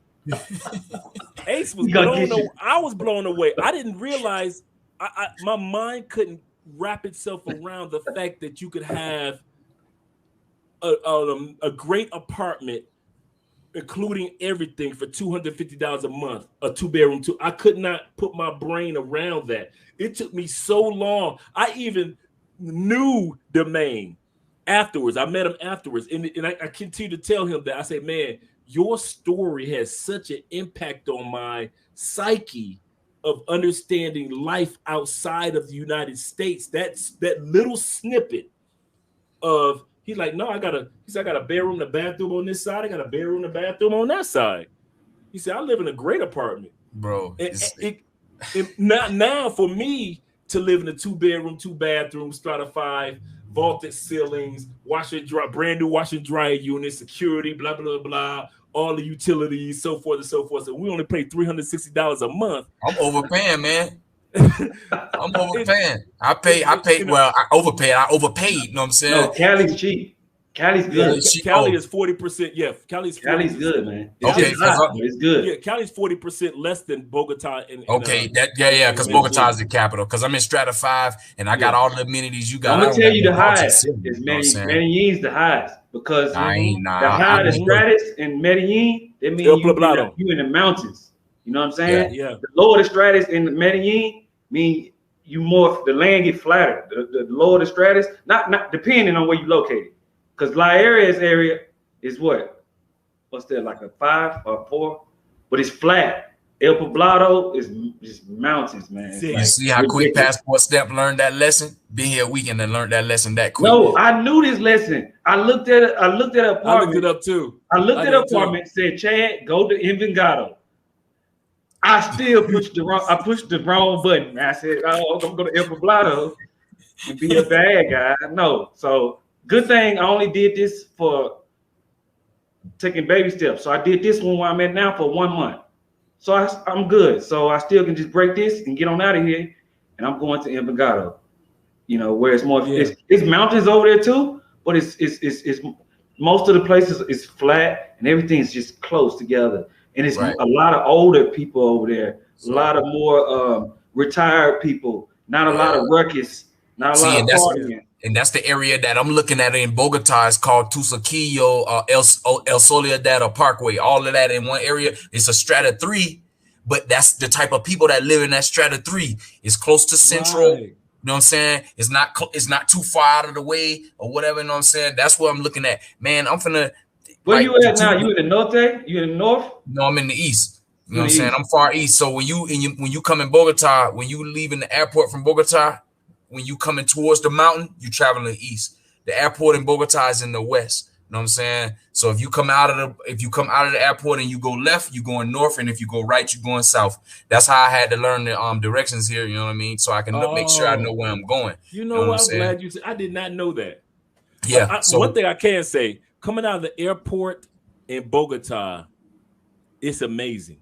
I've yet to leave the airport in Bogota and not think I had to catch myself and say that I'm in Colombia, because it does not look like you're in Colombia. It looks like you're in Chicago or any other major. You see what I'm saying? It's because Bogota is a major city. Like it's in the top city. It's like in the top 30 cities in the world because it's the population and the landmass. Man, you got to understand that. You know what I mean? When you got 11 million people in one city, man, you know what I'm saying? That's a lot of inhabitants, man. So it's like Chicago. Almost. It's bigger than Chicago. I think. In Chicago? It's actually the funny part. I looked it up a few years back. Is literally on the list of the largest cities in the world, right behind Chicago. Right behind Chicago. See, so in case you guys want to know what size it is, Chi-Town. I looked it up a year. Medellin is number 66 largest city in the world. But Bogota is in that top right behind Chicago, and that's in the top 30. And Chicago, the third largest city in America, because you got New York, LA, Chicago, Houston. That's how it goes. Yeah, you know what I'm saying? Yep. So that's the crazy part. A lot of people don't realize. So you come down here, you know what I'm saying, and you experience the Bogota. It's gonna be like a big city feeling. This is the city of eternal. I'm a city person. I like that. I might like Bogota. I used to live in New York for 6 months. So Bogota, I might fall in love with Bogota. That's a good statement, guys. Especially Los, when he said Bogota is the city of eternal fall. Yeah, it's the city of eternal fall. That's what I've come to learn since being here. You know what I'm saying? It never really gets higher than 65, and it never really gets lower than 50. You know what I'm saying? Here. And the 50 is at nighttime, you know what I mean? Like right now, the current temperature here is 52 degrees and it's 9:22. It probably ain't gonna get lower. He just told me something. If it get any lower, the city's the eternal spring. And Cali is summer year round. Cali literally it's literally You just told me weather in Tampa, Florida is literally the same weather each day in Cali. And those are the things that I like about Colombia, because the city that you go in, you already know it. Well, actually, let me take that back. Because in Bogota, you can get 4 different types of weather in a day. You know what I'm saying? Like I've experienced that. Like I walked out one day in shorts and a t-shirt, And 2 hours later, I'm looking for a jacket because it's raining. You know what I'm saying? You know what I'm saying? Then it stopped raining. Now the wind blowing hard. The sun is just the overcast is there. You know what I'm saying? So now when the sun go down at nighttime, now it's just regular like it is now. All I need is a little hoodie and a t-shirt on. You know what I'm saying? All this in one day can happen. You know what I'm saying? Yeah. Wow. Yeah, literally. So, but I got used to my body has gotten used to the weather because I'm like he just mentioned Tampa. That's where I'm from. You know what I'm saying? So I grew up in tropical weather, and that's what my body is used to. So Cartagena or Cali or Barranquilla, Santa Marta, those are like my cities as far as weather is concerned. And I lived in Cartagena for 4 months. So you know what I'm saying? I can do that. But the difference between Cartagena and in my experiences for Cartagena and Bogota is that, you know, the weather is just a tad bit, I ain't gonna say better, but it's more bearable because you be there sweating and you ain't even doing nothing in Cartagena. But the other piece is that there's more business opportunities here in Bogota than it would be in Cartagena. True. If you don't know anybody in That's Cartagena, true. you know what I'm saying, you're really just mongering if you're a male. That's true. You know what I'm saying, and if you're a female visiting, you're not really mongering. Well, pause. Okay. That's gonna be the next week's video. All right, then let me stop right there. So for people who traveling to Cartagena, got more passports than men. Yeah. And females monger so much that they got a chick. Like I always say, female monger so much that they wrote a book and then they made a movie about it called it Waiting to Exhale. Yeah. And all that movie was about was a mongering. female that went to Jamaica, mongered, fell in love with the dude and brought him back to the States. Yeah. That's all it was. And women are doing that on a record number. No, that's true. When you ladies sit back and you talk about us going to other countries, women doing it too, paying for play. You ladies are the ones that invented the game. That young lady said Nigeria. They got a lot of women coming from Europe going to Nigeria, and that's what they doing. They go to Lagos, the capital of Nigeria, and they get with the young men. It's a whole scene, an underground scene. So I appreciate you, Larry Perry. I appreciate the support. It's exactly every man can't judge nobody. So man, you know what I mean? So like the difference there between the two cities for me, you know what I'm saying? Because I can only speak to my experiences. You know, that's for me, Bogota. I've made the decision here within the last few weeks to just post up here for 36 months and just see what happens in that time frame, because I know I have enough time to be. I'm building some things here, and I don't want to just be moving around like that. I can move around for leisure, but I need a ground. I need a foundation. That's what I do. You know what I'm saying? I need a foundation, and I like Bogota's sentiment in the city as far as businesses and people that I can meet. Like I have started a tour business now. You know what I'm saying? Like people want to come to Bogota and you can reach out to me. You know what I'm saying? It's 1911 Concierge LLC, but you know, I have access to. Say that again real slow. 1911 Concierge LLC. That's my travel business. I got a little flyer. You know what I'm saying? Right now it's just word of mouth. I've had 3 people come down here and take advantage of the services. You know what I'm saying already? You know, I can get you lodging. I can get you a private driver that translates, you know what I'm saying, to move around when you need it.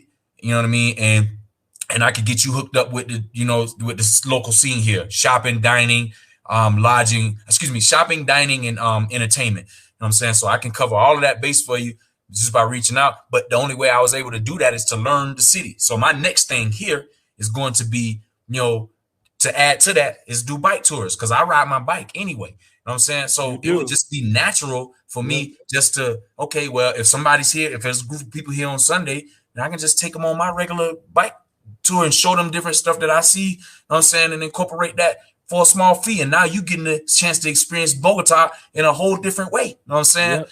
And you know what I mean? So I'm sitting back thinking about these things and trying to build something here. So I can't just be, okay, I'm going to go here, I'm going to go there. Well, you know what I'm saying? When I want to take a break and I want to go visit somebody in another country, like I want to go to Machu Picchu down in Peru. I really want to go there. I really want to go there. Yeah. So that's going to be most likely be my next trip outside of Colombia's borders is to Peru and Machu Picchu. So just to give you guys a little background, you know what I'm saying, about that place. It's got you know, some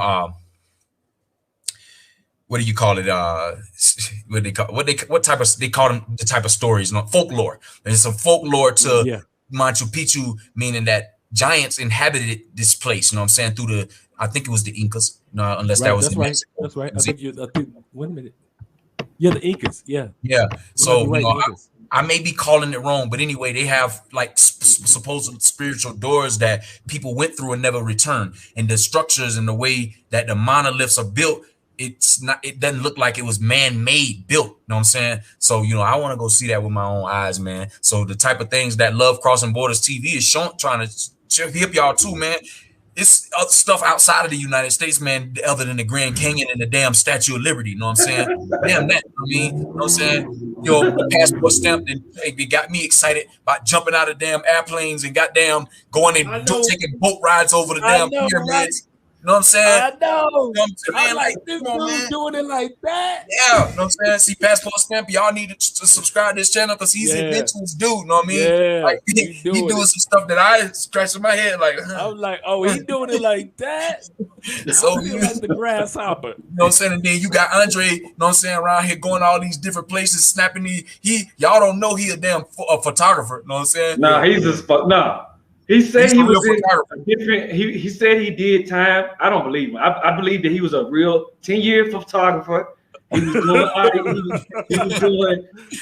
If he did do some time, he was learning about photography in there. Straight up, because he takes some beautiful pictures that you won't be able to get if you, first of all, if you don't never travel, number one, and then two, you got to be adventurous to get those type of shots. Guess what you can do with that in the crypto game, Andre, that I'm already, you know what I'm saying, NFTs. Yeah. You turn your NFT postcards with the pictures. You know what? I'm glad that you brought that up because I've been racking my brain trying to understand NFTs, and I need your help. I want to lie. Listen, bro. Listen. And you guys say it's easy, but it's for me. It's like, okay, am I saying something wrong? Because I'll see it'll be like an entertainer, and they'll say, well, this person's image or this person's likeness, he's brand new to the game. Okay, give you quick example, real quick, because this ain't the platform to do it right now. Real quick. I learned this from my cousin. Okay. Carlos is my cousin, guys. Cryptocurrency is my cousin. Sorry. I had to let it go. But hey, this is how you do it. Basically, NFT, let's say I'm an artist, real quick. I'm a music artist. I want my fans to have only you can get this. Only you can buy this, but you got to buy it at this location for $1. It may be a photo, it may be artwork, it may be music, it may be whatever you want it to be. But it's going to be called an NFT. It may be a basketball card. It may be a digital card. Whatever it may be, whatever you want it to be. It's just call it NFT. Right. What you're doing is you're focusing your customers, your fans to a certain location to come to your location to direct buy. Only you can get this at this location.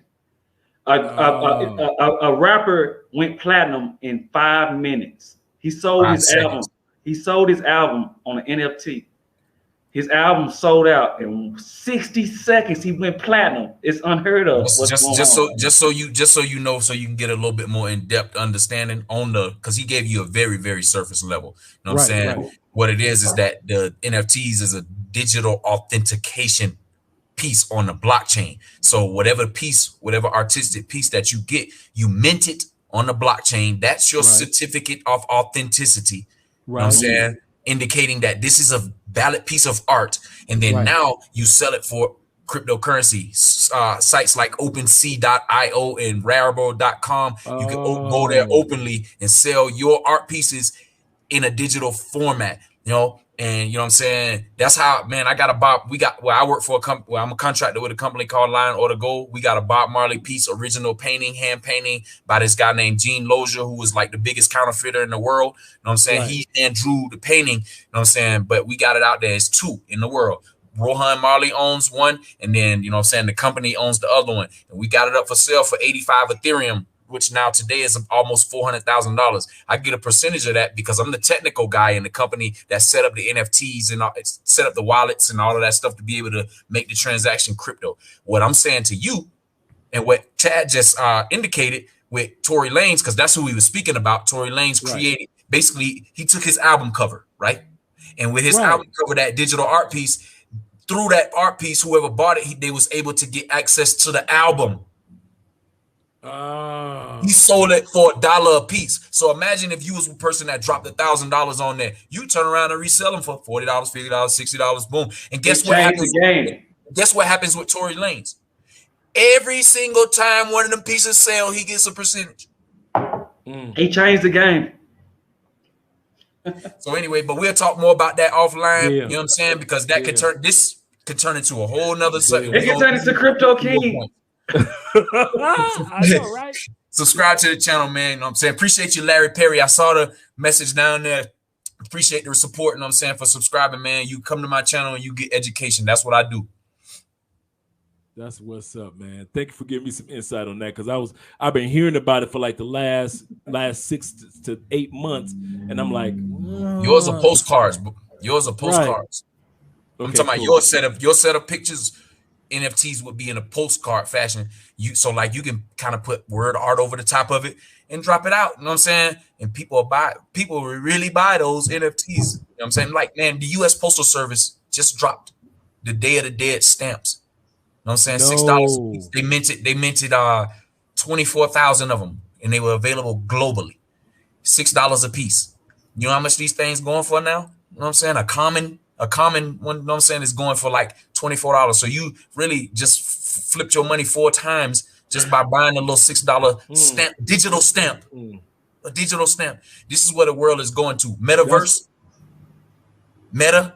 The Facebook now is called Meta. It's Metaverse. Right. They're trying to make people, they're trying to put people in in the virtual space, right? You know what I'm saying? Well, hell, you're going to be able to buy Nike NFT shoes and put them shoes on your avatar. You know what I'm saying? Like, it's crazy, man. I saw that, but I didn't understand it when I saw it. So you guys made a valid point. Anyway, we need to get back to your points. You know what I'm saying? Because I'll be talking about this all day. Somebody said, the brother said, what about citizenship through investment? I looked it up yesterday. It's 100,000. They keep changing it. It changes all the time. It changes like all 100,000 for real estate here. It's for me to invest in an apartmente, and I don't know if it changes from city to city either, though. But in Medellin, it's $100,000 for me to invest into an apartmente. Then once you invest that money into an apartment, you automatically be eligible to get your investment visa. Yeah, and when you do an investment visa, that's like, what's the word? That's more like corporate status investment. True. So it's not a 2-year investment. It's not a 1-year investment. It's like, no, we want you here as long as you want to stay here, because you bringing money to us. We making money with you. True. If you can find a way to make money with Colombians that's in business, your pathway to citizenship becomes easy. You're not going nowhere. It's called, like most countries you can go to, if like most Asian countries, besides big China, Japan, most Asian countries, you can buy into their country. You can buy some land. You ain't gotta even like do Malaysia, you can buy land, Thailand, and they'll give you a citizenship. Well, Colombia say, you can buy some land, but we'd rather you invest in some businesses, some corporations, something that's gonna keep the economy moving. True. I'm not talking about a restaurant, guys. I'm not talking about a club, guys. I'm talking about renewable energy. I'm talking about something that's always gonna make money while you sleeping. If you can figure a way out to make money while you sleeping in Colombia, you're not leaving. Well, I'm talking about Colombia. Other countries, you do your research. But in Colombia, if you can find a way to do that, you're not leaving the country. They're not gonna let you leave. They want you to stay here. That's true. That's so true. Shout out to our girl Felicia for the super chat. Shout out to all you other guys that are about to be sending some super chats. I'm not shy about asking you guys for the money. I ain't them days are gone. Go ahead and send the super chats to support what we do for other people. And that's one of the things that as Black men, I appreciate about all of us, that you start to realize that we can do stuff to be appreciated as men outside of our own home country. And I'm trying to not make this about race per se, but listen, I'm from Detroit, East Side. So at the end of the day, I'm making this about race. Brothers, sisters, definitely you need to donate in the sense of you need to donate to super chats just so we can continue to showcase that we're not just going to these cities for partying. We're not just going to these cities for mongering. You see Ace Live. When Andre stepped out and moved to Colombia, he might didn't think that he might have thought that he was doing it for himself. Yeah. But now it's bigger than him. Yeah. So when you support his movement, you supporting this young man that's 20 years old, that's at that crossroad where he can make a decision. Either he can follow what Andre dream took him, or he might end up the other route. So Andre went. Well, Andre went. So I definitely agree with Andre. Is what he's saying. It's not about the pride. It's not about none of that. It's about what is the purpose of what we're doing? Why are we going to these countries? Why are we leaving where we're leaving? What are we trying to tell people? What are we trying to show people that don't understand what we're talking about? It's a bigger purpose than us that we don't even understand. We ask God to just lead us by faith. But at the end of the day, when we gone, when Andre's gone, I have no doubt in my mind. When Carl's gone, I have no doubt in my mind. When I'm gone, I have no doubt in my mind that the movement gonna still be going on. Yeah. It's gonna be growing. Yeah, that's true. And that's what I love about it. It's true. A movement. That's true. That is so down the foundation, man. Andre, you know what I'm saying? Because like Chad just said, doubling back on it. If he didn't have a channel, you know what I mean? Shoot, I wouldn't have had nowhere to look at and research myself before I made the move. You know what I'm saying? That's how it was. Yeah, that's how it was with Ace and Taylor Made Dreams. Like I said, I started watching Ace when he was at maybe 50 subscribers. I was watching Taylor Made Dreams original channel, and he was maybe at 2,000, 3,000, 4,000 subscribers. So, you know, everybody, because he was doing daily, and so everybody was tuning in. And then all of a sudden, I saw this young dude come on his channel. It's kind of funny. I saw Ace, and I was like, in Medellin, and I was like, I kind of pushed him to the side because he only had 50 subscribers. But then maybe a week later, he's on Taylor Made. So I'm like, okay, this kid must be somebody for him to be on Taylor Made Dreams. And that's when I literally hit Ace up in his comment section. Brother, I'm coming to Medellin. I don't know anybody. Would you, make some suggestions to locations? And Ace was like, listen, damn a location. When you get here, let me know. I'll take you everywhere you need to go. And I'll never forget this. And this is what makes me give to this day. I knew Ace. I was literally in the old Parque Yeris when it was party, when it wasn't as dangerous. And Ace was on the outside. He told me where he lived, but I really didn't know where to go. This like the morning after my first day there. I stepped out of my hotel room and I see Ace walking around the corner. That moment was my aha moment to every man that comes to Colombia. If any of you come to Cali, I'll always meet you. I'll always meet you when you come to Cali because that's what Ace did for me. He made me feel like I wasn't by myself. Yeah. So even if you come down here and you by yourself, if you come to Cali, you are not by yourself because Andre got your back, just like Ace had my back. So it's good to see all of us brothers from back then and the dudes from before all of us, and even now being there for each other. And the same thing's going to happen for you, Chad. That's happening to Los right now in Bogota. Dudes know if you're going to Bogota, you got to hit up Los. It's like, okay, I already know. It's starting to pick up now because just this past weekend, not this weekend, but this last weekend, Richie wrote a tape. I saw Richie came down. What? Yeah, he came out, man. He was like, he just hit me up on the whim and was like, hey, Los, man, I've been checking you out. And I hadn't talked to him in maybe a couple months. Yeah, right. Los, I checked you out, man. You know what I'm saying? Yeah, I'm going to come down to Bogota. I need you to show me around.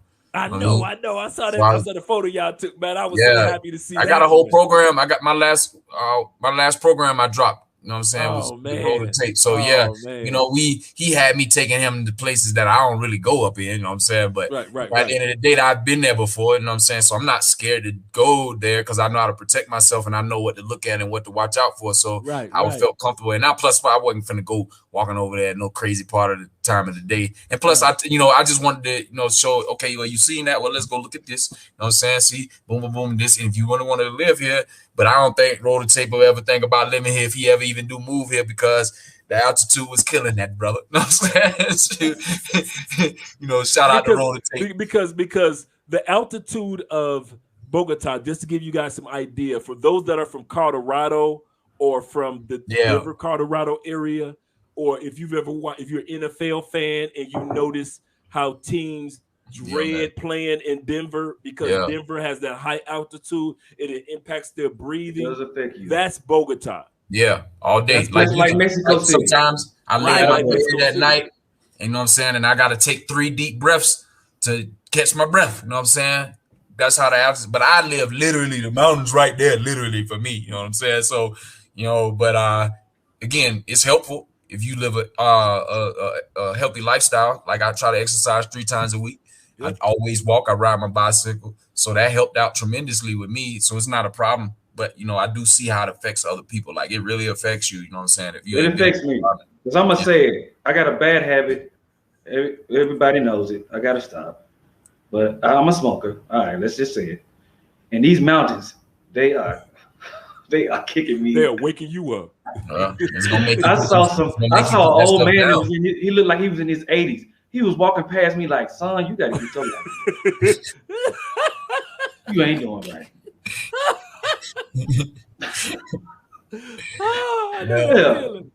It's like that, man. Serious. It's like that. You know what I'm saying? But older people here in Colombia are active.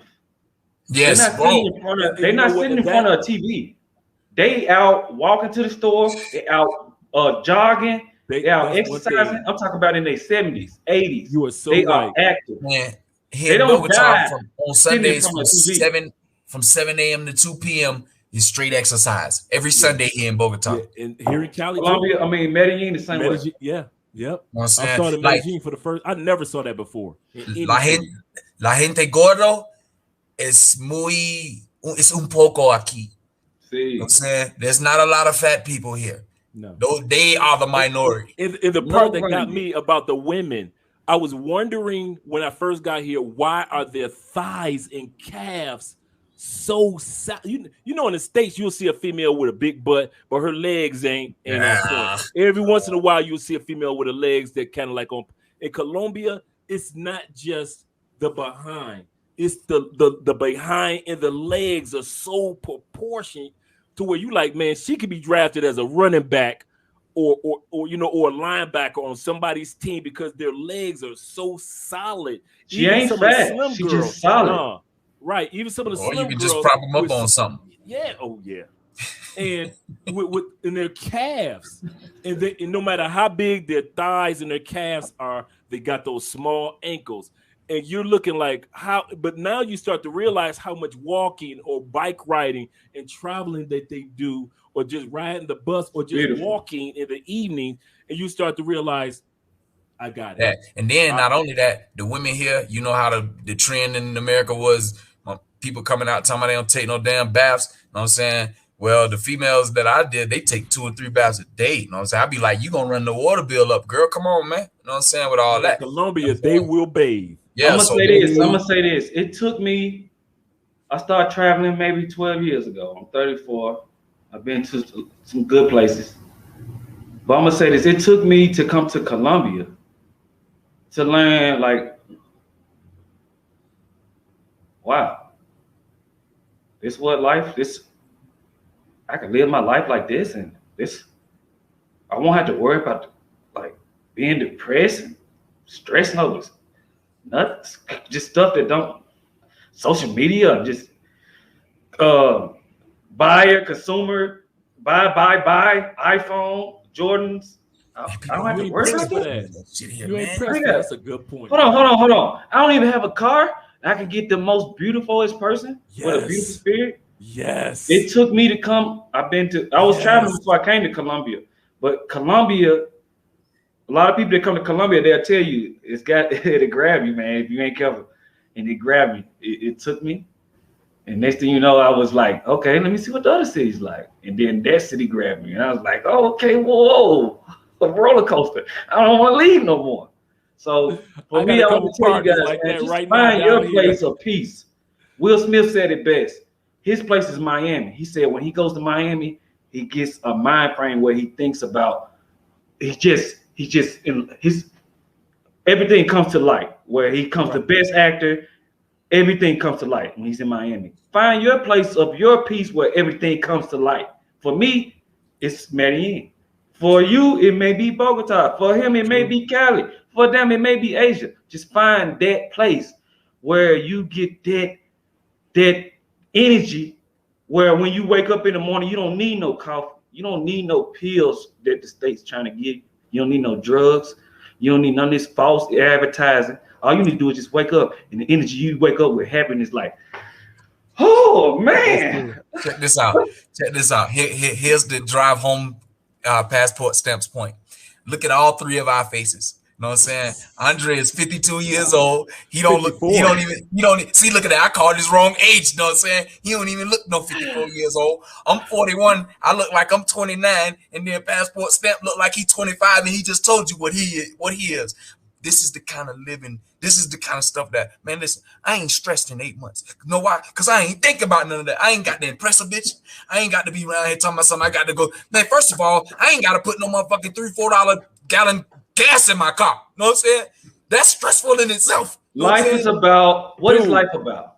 At the end of the day, I'm sorry, love crossing borders for going off the subject, but it's a big purpose that we're doing right now. And I want to let people know what is purpose, what is life, what does it mean to you? For me, it means certain things. These two other brothers, we got something in common. We may not be on the same path, but our life paths are kind of close because life means something to me. And it's not about that hustle and bustling, that rat race, that get to 70, 80, retire, then start living life. I'd rather try to live my life now and fail, make a mistake, and then bounce back and come right back to it stronger because it's all about lessons I learned. But I'm not finna sit in no box. I was an electrical engineer in the States for 12 years. Mm-hmm. And I'm going to tell you, the last 3 years of my life was like, man, I was in deep depression, man. Traveling was saving my life. Every time I would travel, it would spark me to go back to the States and do it again. I'm on live right now. Yep. But at the end of the day, I just want to tell everybody, I'm not trying to talk y'all head off, but just motivate y'all. Just follow your dream, man. Don't follow Andre's dream. Don't follow Carlos' dream or Passport Stamp's dream. Follow your dream. And if you fail, who cares? Pick yourself back up and do it again. And do it again. And do it again. And do it again. Have a purpose so big that it's bigger than yourself. And if you get to a point in your life where you got a purpose that's bigger than yourself, you ain't really worried about what people say. You just do what you do, you know what I'm saying? So from Colombia to Asia, do what you do. Shout out to my man Armin Rio. Shout out to you, brother. What's up? Thank you for the $50 super chat. Armin Rio. Oh yeah, 100,000. He said 1,000% exit strategy. See you soon. I'm gonna tell you guys something that I heard. I'm gonna say two things. First thing that I doing my research on Colombia, a guy said this: do not make Colombia your first travel destination. Yeah, because it will be your last travel destination. Yeah. That is a fact. Every I go to, I compare to Colombia subconsciously. It's crazy. I don't even compare countries. I went to Dominican Republic, Ethiopia, Mexico City. Yep. I got turned down in Canada. They wouldn't let me in. I didn't know. I got a pass too. Canada said, no, you can't come here. I said, I already bought my ticket. No, you can't come here. I came to Colombia, and it's like, I can't leave, man. Yeah. You will enjoy yourself so much in Colombia. It's like every other country. You like, I should have went to Italy first. I should have went to Thailand first. I should have went to Singapore, Malaysia first. I should have checked out the Czech Republic first. I should have checked out this because now. But the question is, Andre, why is it like? Why do you think it's like that? What is it, man? I think first of all, it's the people. It's the economics, it's the opportunities, because you see it's a country that's on the upgrowth. So it's not like it's stable, and you don't see because you look at it like, boy, in 10 years Colombia is going to be. You see that, and so you see the opportunity. For example, like Crypto King just said, I remember when Crypto King first posted, and he didn't even post this in the United States. He posted in Bogota the first crypto ATM that I'd ever seen. Yeah, I remember that. I'd never seen one. Remember when he posted that? I was picture? happy to see that. Right. Yeah. I never saw that before. That shows you that Colombia is doing things that the states ain't even thinking about yet. You see how God worked though? Right. I'm sorry, real quick though. How he put him in that position. And you notice it was him who had been speaking that into existence. That's crazy, man. In the groups. Sorry to break you up, but that makes me stuff like that. It gives me chills because I know, like, because if you got a dream, follow it, man. Yeah. Happiness. Life is about being I don't happy. even understand, man. These brothers giving y'all some gems. I'm just the live example right now, bro. You know what I'm saying? Like the things that has been happening to me in my life right now. You know what I'm saying? Hey, it's live. What? Oh, it's live on this thing, man. How are you guys handling cultural differences like languages? Estoy aprende español en la clase de español todos los días por 3 días en las por semana. Español poquito. Muy poquito. But I know how to get to where I'm going, man. I'm telling you that much. Espero yo conozco. ¿No conozco? Sí. Cosas en la calle, por la tienda, por centro comercial. He sound like somebody that's from Bogota, like what they call them? Rolos. He does. Yeah, he got the negro Rolo. He does. El negro Rolo. Yeah. My accent sounds more like Dominican. Oh my! You know what's gonna be funny?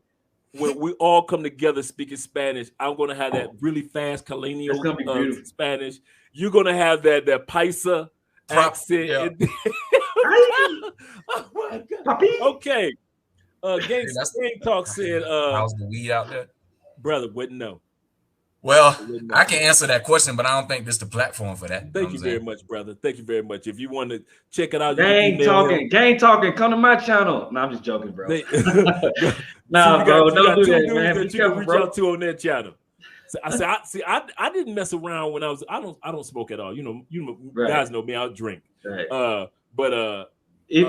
Just tell the truth, Andre. If you smoking out here, don't advertise it. And not only that, the place to go to prison, man. Yeah, not only that, you know what I'm saying? To be honest with you, it's you can say it's illegal, but it's not really. Because I'd have been in the streets. It's not, like, you can literally grow like downright. Literally, if I wanted to show y'all right now, every time I open my window, I smell something right now.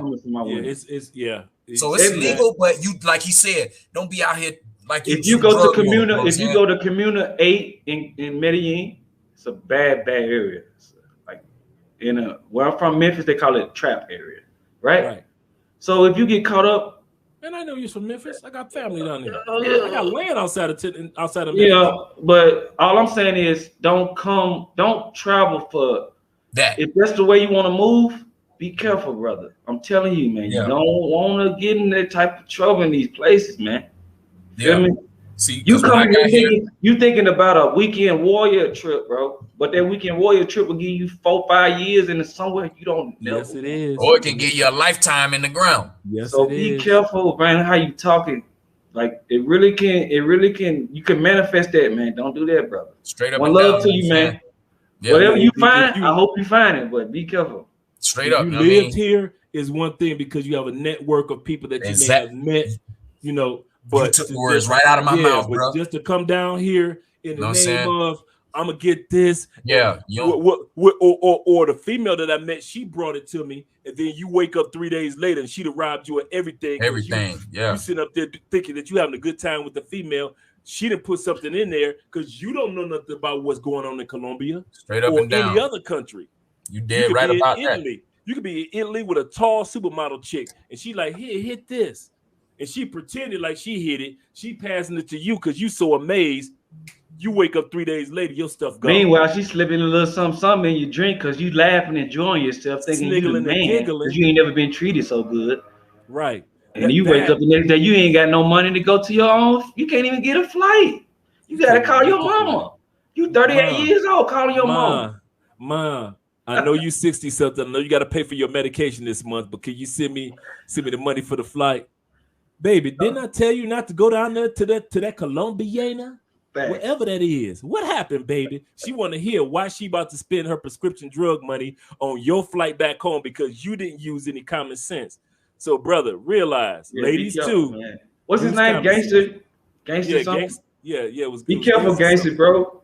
That gangster stuff, man, you got to put that in your past, bro. Elevate yourself, man. Hey, we all been there. Lowe's got his life pass. You heard what Andre just said. You ain't heard my life. But we all got a pass. It ain't about that, bro. That gangster stuff, hey, you want to be something, be a educated gangster. Then you powerful because you know both worlds. Definitely. So, yeah, man, put that behind you, man. Elevate yourself, King. Yeah, I think he trolling.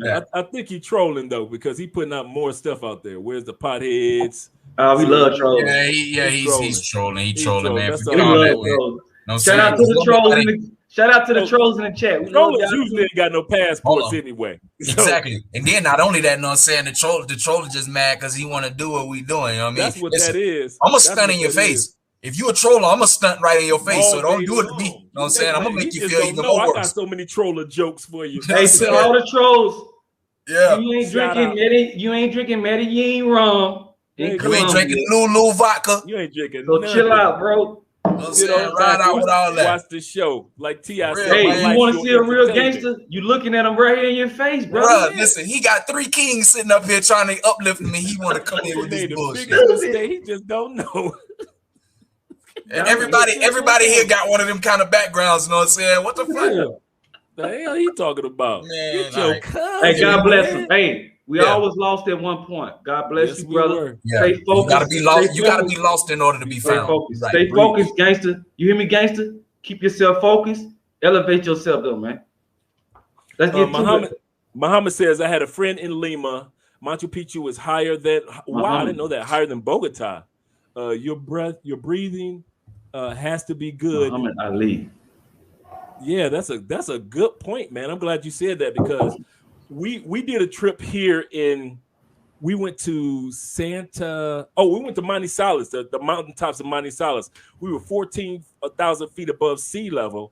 And what they do at the bottom, because we went to the top of 3 volcanoes here in Colombia. Wow. What they do is they give you it's cocaine leaf tea. No, it's not like, the coca leaf tea. Thank you. I shouldn't have said cocaine. It's not illegal. Coca. Right. And it's just a tea. It's just a leaf. It's not. No, the coca leaf come from the indigenous people of South America. Right. It don't come from the drug trade. The coca leaf comes from the indigenous people. It is not illegal to drink a coca leaf, a coffee, a tea. Right. They do it every day. They do it here. They do it where he's at. Now, when they start mixing it with different things, that's when it becomes a legal form. Right. But the coca leaf comes from. It's like being in the States. Native Americans have things that they can do because they practice that. That's they kind of like religion almost, you know.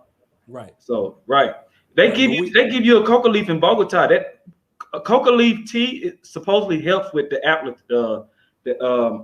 Like it did. Yeah, like Los was saying. Out a lot. Yeah, it helped us out a lot because the higher up you go, the heavier your breathing get, and you're like, dang. You didn't realize how heavy your breathing get. A is colder, and B, you don't realize how heavy your breathing get at the top of a volcano or the top of a mountain. And it's some of the most beautiful sights that you ever want to see. But like Lo said, you got if you aren't healthy, you aren't going to the top of the mountain. Yeah, that is not happening. If you're unhealthy, then you can forget about that. You ain't gonna get them views because you're not. Cause it's by the time you get up there to the top, you ain't gonna want to do nothing but get back down to the ground. You know what I'm saying? I just took a 2-mile hike up a mountain. It took me 40 minutes. Wow. And I couldn't even. And I'm a beginner YouTuber. Let's say that. Right. I couldn't even get a good video out because I was so out of breath. I couldn't even hold the phone. So I'm telling you, those unhealthy lifestyles. When you see that old man run past you in his 80s, it does something. It does something. I know you motivated. You know what I'm saying? Because I still remember the conversation we had in Cartagena when you was like, man, you just motivated me. You talked to me the other day. You said, now it's your time to get in shape. I said, Nah, I'm talking about when we had that I conversation. literally went that day though. That day Los, you talked to me, you said I you was literally sweating. got out, and went to that Oh. mountain. The day you talked to me. Oh, that was that day? Because I know you made the day. video on that. Hey, check out the video, y'all. Know what I'm saying? He dropped the video on that link on his channel, Passport Stamp, man. So you can check him out going up there on that mountain. Got some beautiful views up there, man. Those are some of the man. Listen, at high levels here. I gotta go back. Views. I gotta go back because I couldn't even do the video. I'm telling y'all guys the truth. I was suffering. I was dying. I made it to the top. I didn't even stay up there. I was like, forget this. I gotta go. When I was done, my legs was shaking. I said, please, God, don't let nobody do nothing to me because I'm gonna struggle. I'm gonna struggle. I'm walking, but my legs is shaking like a cat, like a dog or something. Putting in that work. Meanwhile, that's what that is. He's running right past me in his 80s. He's like, looks at me like, get out of here, American. Get your American ass up. Yeah, get your fat damn Americans. Ain't no McDonald's over here, bro. That's what it's trying to be a Burger King. Yeah, but the whole point is, you know what I'm saying, get your health game up, man. That's all y'all, you know what I'm saying, because you different. You don't know what kind of terrain or what kind of atmosphere you dealing in. I'm gonna get this to the beginners. Can I say this? Because I felt like this the couple of days when I got here. I was kind of like,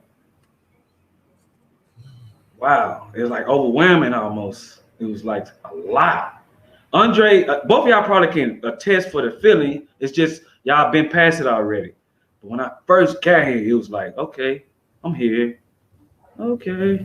Then it started getting to the point like, all right, wow, I'm really here. And I'm getting all these messages from family and friends and people that you love, asking you what you're doing and questioning your abilities and your thought process, challenging who you are as a man or a woman.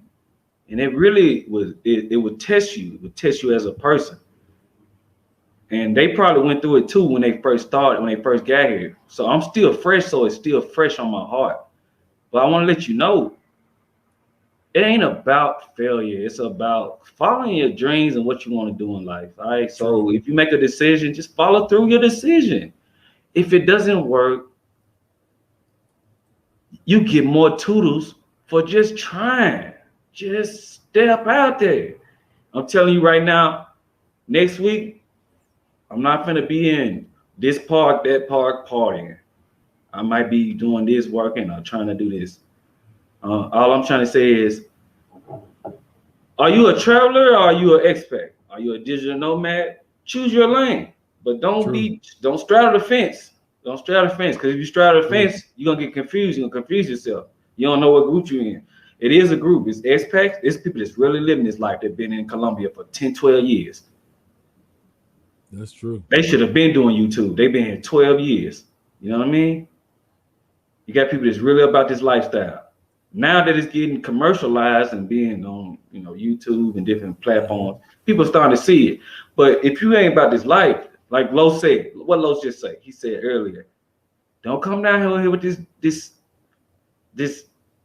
whatever I'm American attitude, because you be getting packed right back there with that. That's true. And for me, I live a certain way. It's about what you like to live, right? I like to live a certain way, right? So I'm comfortable with living the same way. I can't go to no Stratus 3. I can't go no Stratus. No. I can't do it. No. It ain't me. No. I've been there, done that. I'm not going back to that. I refuse to. So I live a certain way. So for me, it's like, okay, I ain't accepting nothing else. If you are trying to become a digital nomad or expat, figure out what your abilities are. Find out what's your dream. If you find out what's your dream, now don't follow. A lot of people just follow in other people's dreams. I ain't gonna lie to you. That's true. They just following. Hey, they following Los. I like Los. Man, your cousin, man, he's so cool, man. Man, he be just saying whatever he say. I love it. What? Well, who are you? Man, Los, Andre, man, he be doing this. Andre, he be doing that. I don't know. Don't live through somebody, man. Live for yourself, man. That's why we're here. We just here passing the information along. You know what I'm saying? True. That's true. I tell you right now, he just told, don't do nothing I do. Don't do what I do, dog. Because if you do what I do, you might end up in some bush. My cousin checks me all the time. All the time. Get him, Los. But he should. That's what he's supposed to do. He's older than me. He should do that. Every time he does it, I don't bark back. I don't crack back. I sit there. Andre has done it to me before. Yeah, me too. These dudes have paved the way for me. So when they do this stuff, it's like, man, these dudes, they love me. Like they want to see me. Yeah, they want to see a person great. So when I say that, I'm saying it because we kind of went off the topic, but Andre, when it boils down to it, this whole show was about Andre bringing people from, like Lo said, a person that did it 4 years ago, a person that did it 1 year ago, and a person that's just doing it. So you're seeing all stages of Black excellence in travel.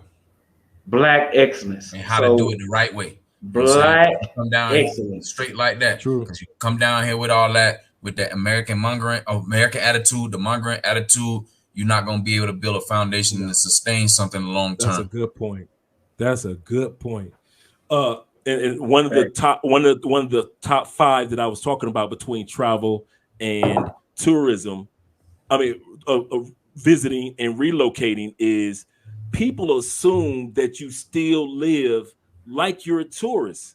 They think that we go to the club every night, we party, the ladies coming through every night, if I wasn't married. But in you guys' case, the ladies coming through they don't realize that you got to work at building a real life in your what you country. See right here, Andre.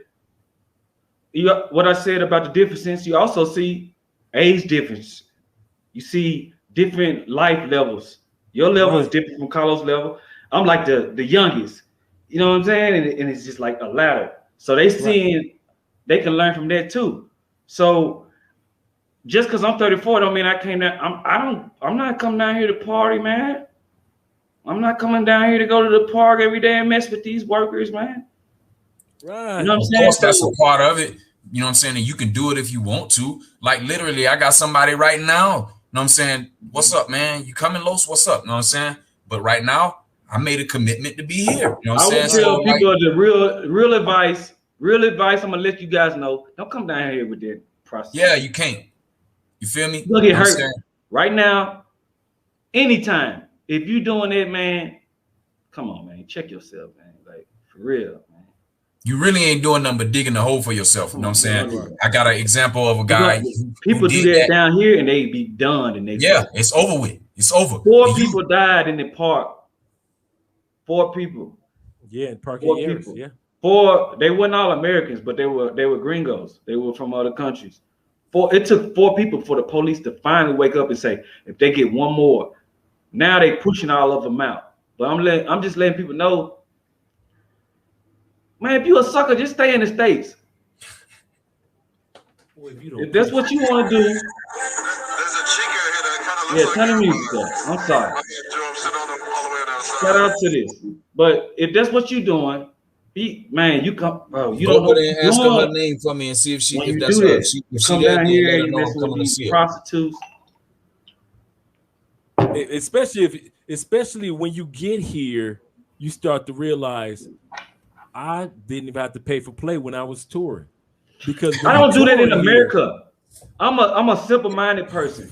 I don't change my mind frame when I go to another country. I wasn't doing it in the States, so why am I come here and do it? So for the ones that's doing that, they doing it in the States already. They was already insecure. You know what I'm saying? You know what I'm saying? I ain't finna talk about myself because I ain't got to brag on myself. But I just want to uplift people. I'm here to uplift people just like Andre and Carlos do. It ain't. I'm not trying to preach nobody. I just want to let y'all. I want to show you guys what y'all have in y'all already, man. Most of you guys is kings and queens already. You just ain't tapped into it. Just tap into their greatness. Yeah. That's definitely the one thing that I can say is I'm y'all know I'm married. You know, Andre and Andre love across the board is married, happily, I'm good. I'm still fighting them off.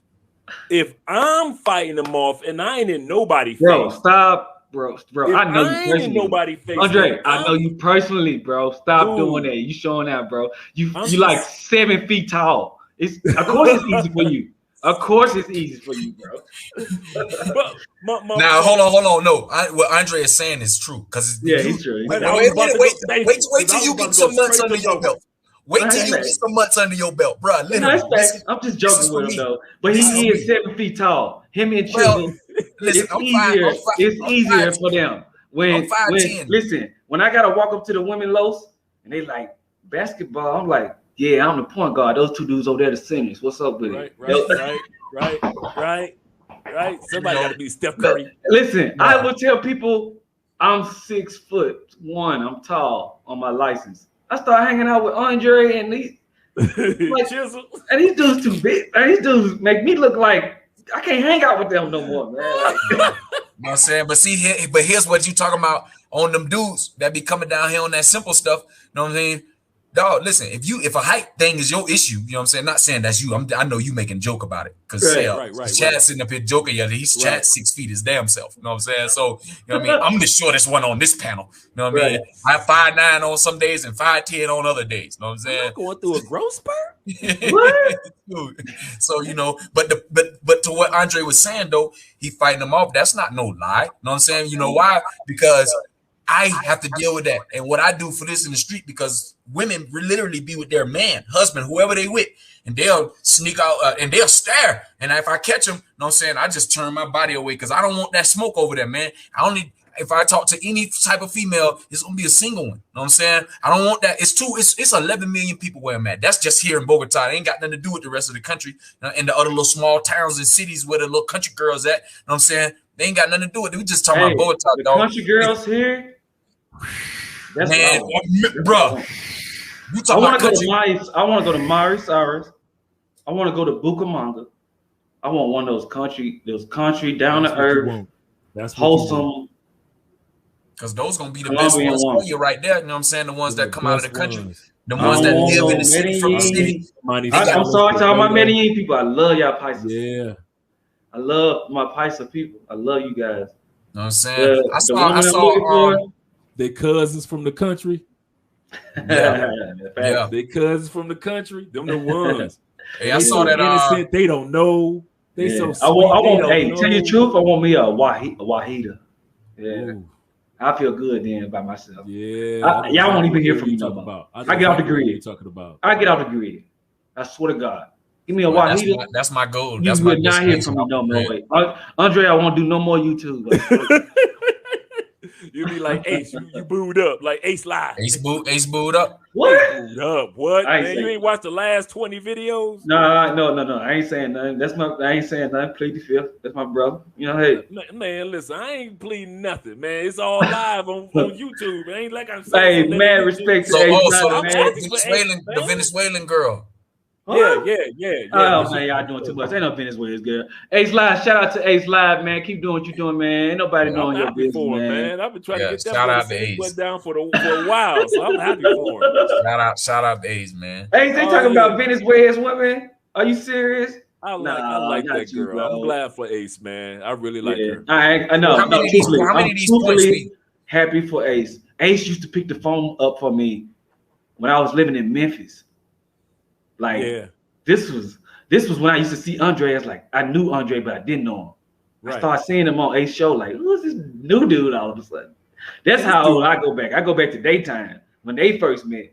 You know what I'm saying? So I'm looking at Andre like, who's this new dude, this tall dude, Ace goofy ass. No, I'm sorry about that, Ace. Right. But it's all love. I'm like, man, I like this dude, but he's so good. You know what I'm saying? But now Ace paid the way, man. So I'm telling you what they show you. They show you that a person's dream can be so misunderstood and powerful. Oh, he ain't booed up, C's. Thank you for the facts, C's.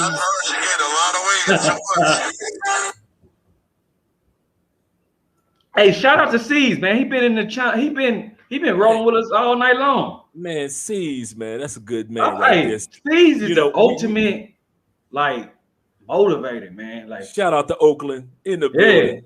Old Town, man. Shout out to all my pimp players out there. Sorry about that. Hey, I saw a comment that rolled through the thing there about learning how to trade crypto. Listen, what I want to tell you, I forget the brother, whoever it was. You know what I'm saying? Go to my channel. go to the episode that talks about Royal Q, the Royal Q episode. You know what I'm saying? I've linked there. It's an automatic trading bot. Like literally, if you don't know nothing about trading, you can set this up. It's some specifics that have to occur, but you can set it up and you can be automatic trading with that. I do it. I started back in October. You know what I mean? And I'm trading, and now I'm picking up. My whole goal is to do $20 a day. You know what I'm saying? It's nothing but green right here. I don't lose. You know what I'm saying? What number we on? All 3? games. So okay, we did number. Yeah. Put that in the group 1. chat. You can put that in the link in the 5. comments, Los. I think we Yeah, on that's what I number. thought. Yeah, put your channel in the comments in the group chat. We on number 3, I think, in the guys. private chat because I ain't on YouTube. I'm just on the Visiting platform. is simple. Oh, wait a minute. Okay, people assume we did number 4. We're kind of jumping around. We did number 1. We did number 4. 5. We did 5. Let's do number 2. Gringo prices versus local prices. Because when you travel, you getting gringo price. Whether you in That's the only time I have problems. When I get in a cab. Yep. I be like, get out of here, man. That make you want to learn Spanish even more because you don't want to be that feeling of being mistreated, misused. We've been misused a long time. Now let me ask you this. Do you use the apps that you can pay for on your card in advance? Because that's how we do. See, what I use is I use Uber. The only time you'll see me use a taxi is if I'm somewhere far out, like I'm just doing YouTube, and I see a cab. So I always keep a little money on me. You feel me? But I use Uber because to me that's the best rate besides InDriver. But I'm not comfortable with InDriver at that point. I'm not gonna lie to you. I used it when I was in Cartagena, but I'm not gonna hold you. I'm not to that point where I trust it. You know, and as when you out of a country, trust it means a lot. Like you don't like using your credit card, you don't like swiping your card, you don't like meeting everybody in the world. You know what I'm saying? Americans, we're not into the touchy touch. When you come to Colombia, I don't know about what y'all city, but my city, they touching you, they grabbing you, but they're not trying to harm you. It's just love. Yeah, that's just how they are. They touchy feely country. If you from a city, I'm from Memphis. My city's not like that. So my city's like, what's up with you? What you mean? What's up? What's up? What? That's the city I'm from, but that's ignorant. So here it's not like that. Like somebody can say something to you, they don't even know you. They can touch your back, touch your shoulder. Don't feel like they're trying to do something to you. Now, everybody's not trying to do something. But the majority of people here ain't trying to do something to you. Majority of people that's how they are. They touch you. They passionate people. They like connection. You know what I'm saying? I met people from Bucaramanga are the only people that are kind of like they're like I don't want to say this the wrong way. People from Bucaramanga are kind of like those are the first Colombians that I met that remind me of Memphis. Cause when I met the group of people that was from there, everyone that I met one-on-one, it was kind of like, see what's going on first. Then once I see what's going on first, then I'm gonna open up. But I realized, I said, let me ask about that. I asked different Colombian people, how are Bucaramanga people? He said, that's just how they are. But all I'm trying to say is if somebody grab you, if you don't feel like they threatening you, I'm telling you, that's just how Colombians are. They touchy. They feel Philly, you know what I'm saying? But I had to get used to that. My city's not like that. My city's like Andre City, Detroit, you know what I'm saying? Memphis the same way. What you touching me for type stuff, you know what I'm saying? Like, don't touch me. But here, Andre, you 7 foot tall. Tell me how many times somebody walked up to you and grabbed your shoulder trying to say what's up. Yeah, that's true. Even here in Cali. And people are just being friendly. Even the guys are just being friendly. So I know Los has plans for this evening, so we're gonna let Los put some closing words in. Me and Chad can knock out this next half an hour if you ain't got nothing to do, Chad. Listen, I'm an entrepreneur. Okay, cool. All right. I'm in the new All right, field. Los, give us your last parting words, brother. Well, all right. So just so y'all know, man, the points that Andre, is bringing up as a part of this episode are very, very important for you to be able to, take in the information, to be able to put into practical use, because it's only going to be able to assist in making your endeavor to move into another country more smooth. You know what I mean? Like all of the people that's out here on these different platforms that's giving advice, some of you just take what you can from each one that's going to be beneficial for you. That's Take all of ultimately it. what you end up doing. You know what I'm saying? Yeah. So, in my case, just with me, I watch Andre, I watch Ace, I watched But a little you bit of different tape. though. Los, you You know what I'm different. saying? You like militant. You Yeah, different. well, you know what I'm saying? I got a little bit of discipline, yeah, like he said, You because militant. that's just how my mind works. You know what I mean? I don't want to be able to I don't want to move around and something, fall out of place, because I need everything to be, you know what I'm saying, I can see it, and I know is the options that could occur with these situations. So I like to think out what I do before I do it.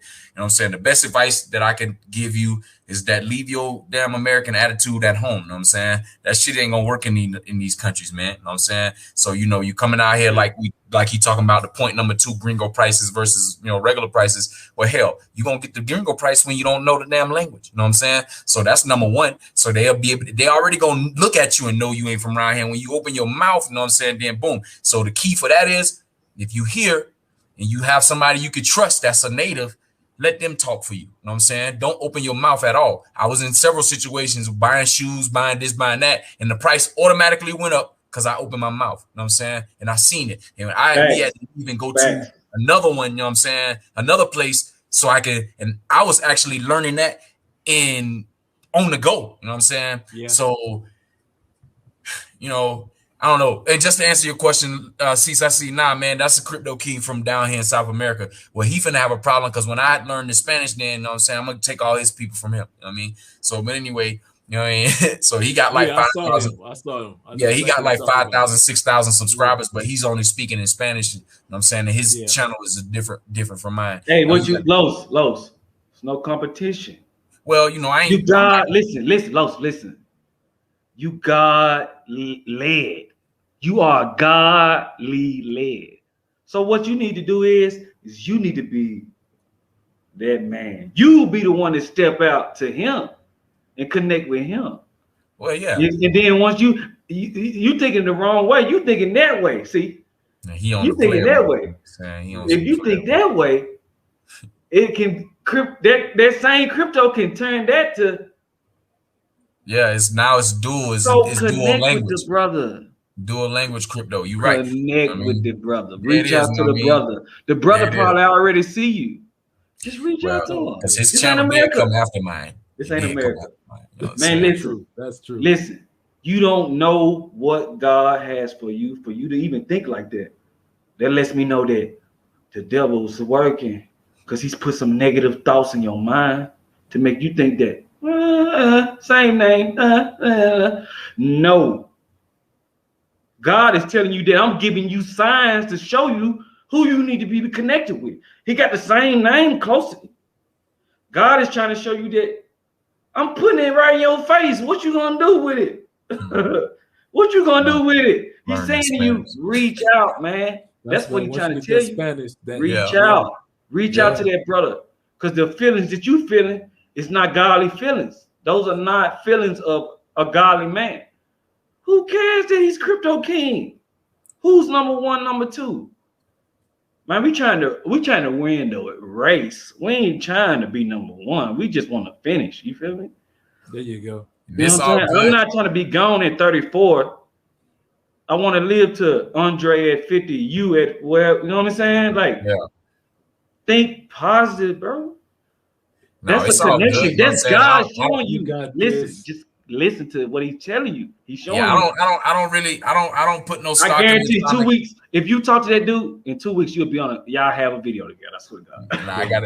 I gotta get my Spanish up first. So I'm saying, because that's all he speaks. You know what I mean? So, but it's all good. Ain't no big deal. Ain't nothing negative. Ain't nothing negative to it. That, Los, because networking is the key. You taught me that. So next week, tomorrow, I can't wait to see that video of you, Crypto King, and the Spanish Crypto King. It's gonna be so beautiful. It's gonna be beautiful. It'll come. I don't know We, about next hey, week. listen, we are here to break boundaries. We here to break borders. We here to break stands. We here to break thoughts. We here to break people's information of the world. We here to change the world. If you ain't ready to do it, don't do it. But we here for a reason. So negativity, when it comes to us, God has already put us in a position to be mentally ready for it. So when he brings us something, don't look for negativity first. Look for positivity. There we go. Yeah, man. I'm telling you, man. A Spanish Crypto King and an English Crypto King on the same channel together? What?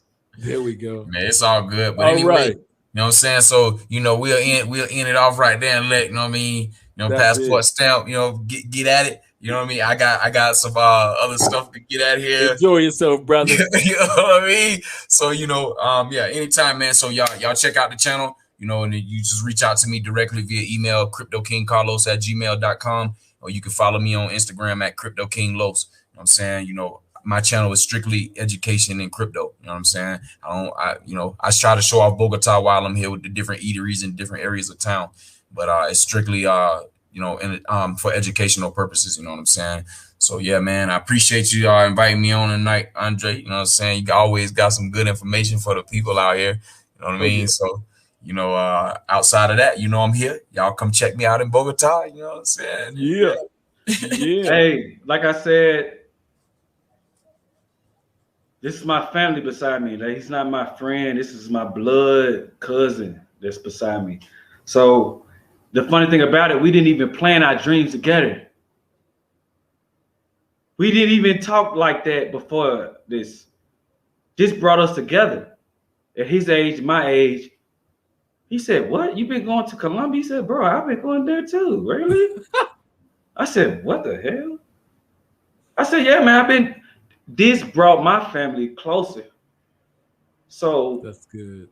For me, it's a little different, man. It touches me a little different. So I want to let you guys know it can happen. It can happen.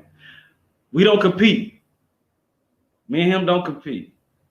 We motivate each other. And that's what life is about. All colors of life, all genders. Los, I love you, bro. Thank you, man. Much love, brother. Love y'all too, man. You know what I'm saying? I'm gonna check y'all. Got it anytime, Andre, anytime. Okay, cool. All right, man. All right, see you later, man. Later. I appreciate you. All right, guys. Our last two topics in regards to relocating versus traveling. We got Super Chad in the building. And sorry about that, man. Oh, no problem. I had to take a break. and the first one is what we're going to talk about is gringo price. We talked about this before. Gringo prices versus local prices. Okay. When you go into a store, when you're going to a restaurant. So I'm gonna say this first because I've been traveling to Colombia for a while. So I had to teach myself to get out of certain ways.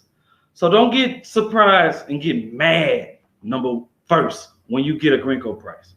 When I first started traveling to Colombia and then when I kept coming here, I got to a point that I felt entitled. You know how Americans are? Yeah. I felt entitled, like, oh, how dare you treat me like we're gringo prices? Now, I don't think like that. I don't give a person, you give a person the ability to use their power on you. I don't do that no more. So if somebody give me a gringo price, I just let them know, like, in a calm, collective, respectful way that I don't think that's the right price. I'm like, come on, my bro. No, come on. I make a laugh. You can get whatever you want out of a person. It's just how you talk to them. It's how you talk to them. I'm not the best Spanish speaker, but at the same time, if I make the person smile, it's okay. So as far as gringo prices, it comes with the territory. Like y'all said earlier, this whole relocating to another country, it's serious. It's not. It's not for the faint, for the weak people. It's not. I remember when I first got here, and I'm going to all the restaurants where gringo price is just higher price for, or I'm in an area that is a higher price area where you would be. I'm in areas where I'm down the street from the Intercontinental, eating Right. restaurants from there, or the Marriott Right. down there. So you know, because you've been here enough to know what I'm talking about. Exactly. And so I remember when I asked Andre when I first moved, I said, "Well, so when you gonna take me to the real grocery stores and not Exodos or all the other, Exito? right? Not the take me to the real take me to the Price Mart." Now, Yeah. mind you guys, Price Mart is their version of Sam's Club or Costco's. When you Right. gonna take me to the Price, all these places where y'all go shopping?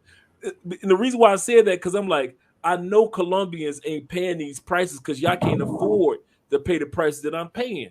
So where is the non-tourist places? And so now I'm going to grocery shop, I'm the first time we went grocery shopping to the fruit market, and for like $80, we got 5 gigantic bags of fruits and vegetables for just That's, but you $80. blessed. You blessed. You But blessed. but You but blessed. You then got your but young then I lady. realized now I'm in Colombia because But I'm but going at the same shopping where time, Colombians shop. Andre, you are super blessed. You got a Why is that? strong young lady that's True. looking out for you. For somebody that's solo, they gotta think different. So for the people that's coming that don't have that real authentic woman like Andre has, Mm-hmm. and you don't have it yet, you're gonna get it. But if you don't have it yet, True. True. you're gonna get those Greco prices here and there. Saying True. that, Oh yeah. Oh yeah. I saying get it. that, don't make an argument. Don't go crazy. You got all the power with your mouthpiece that God gave you. Shout out to Travel Max. He's in Brazil right now. I know, right? Yeah, he's living his best life. I saw. But all I'm trying to say is for me, I'm the beginner of the group, right? So I just moved. I just got here Sunday, but I've been traveling here for a long time, and I could have changed my mind a long time ago with all the stuff that's been going on in Medellin, but I didn't let that tarnish what I wanted to do. Right. So at the end of the day, it's a process, like they said earlier. It's a process. Don't let that Absolutely. process bother you. Go through that process with a smile on your face, because at Yeah. the end of the day, it's going to teach you how to move better. It's going to teach you how to talk to people. It's going to teach you.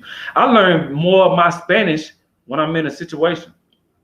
When I'm in a Yeah. situation that I don't Yeah. want to be in, I learned Yeah. more language in those situations. Not saying I'm putting myself in bad situations. Just saying if I'm in a situation and the person don't understand me or whatever, I learn more Spanish then, because I don't want this feeling. I don't want this feeling no more. I don't want this person to look at me and think that they can do that to me.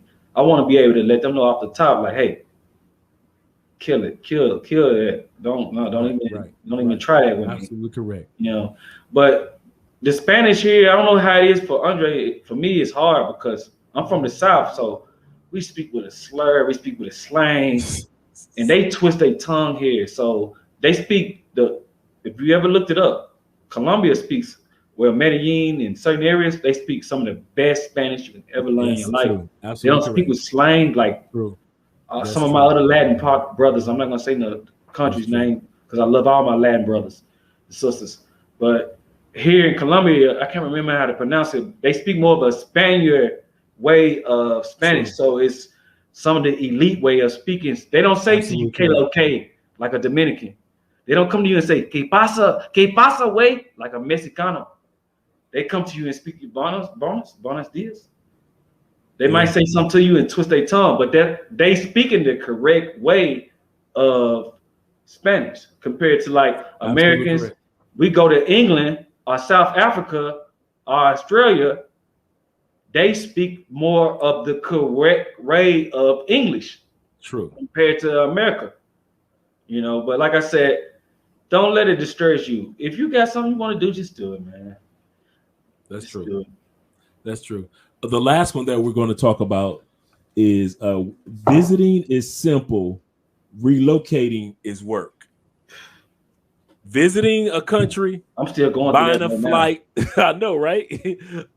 Buying now. a flight and Yeah. enjoying yourself for the week or the weekend or for 7 Yeah. days.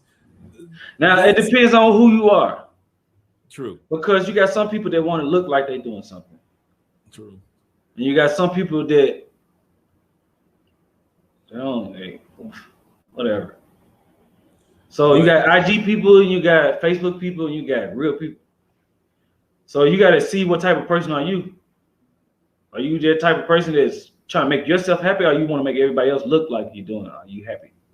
yeah, You know what I'm saying? Like, truthfully, what happiness are you searching for? Are you searching for happiness to make other people think that, oh, he doing good, he doing great, girl?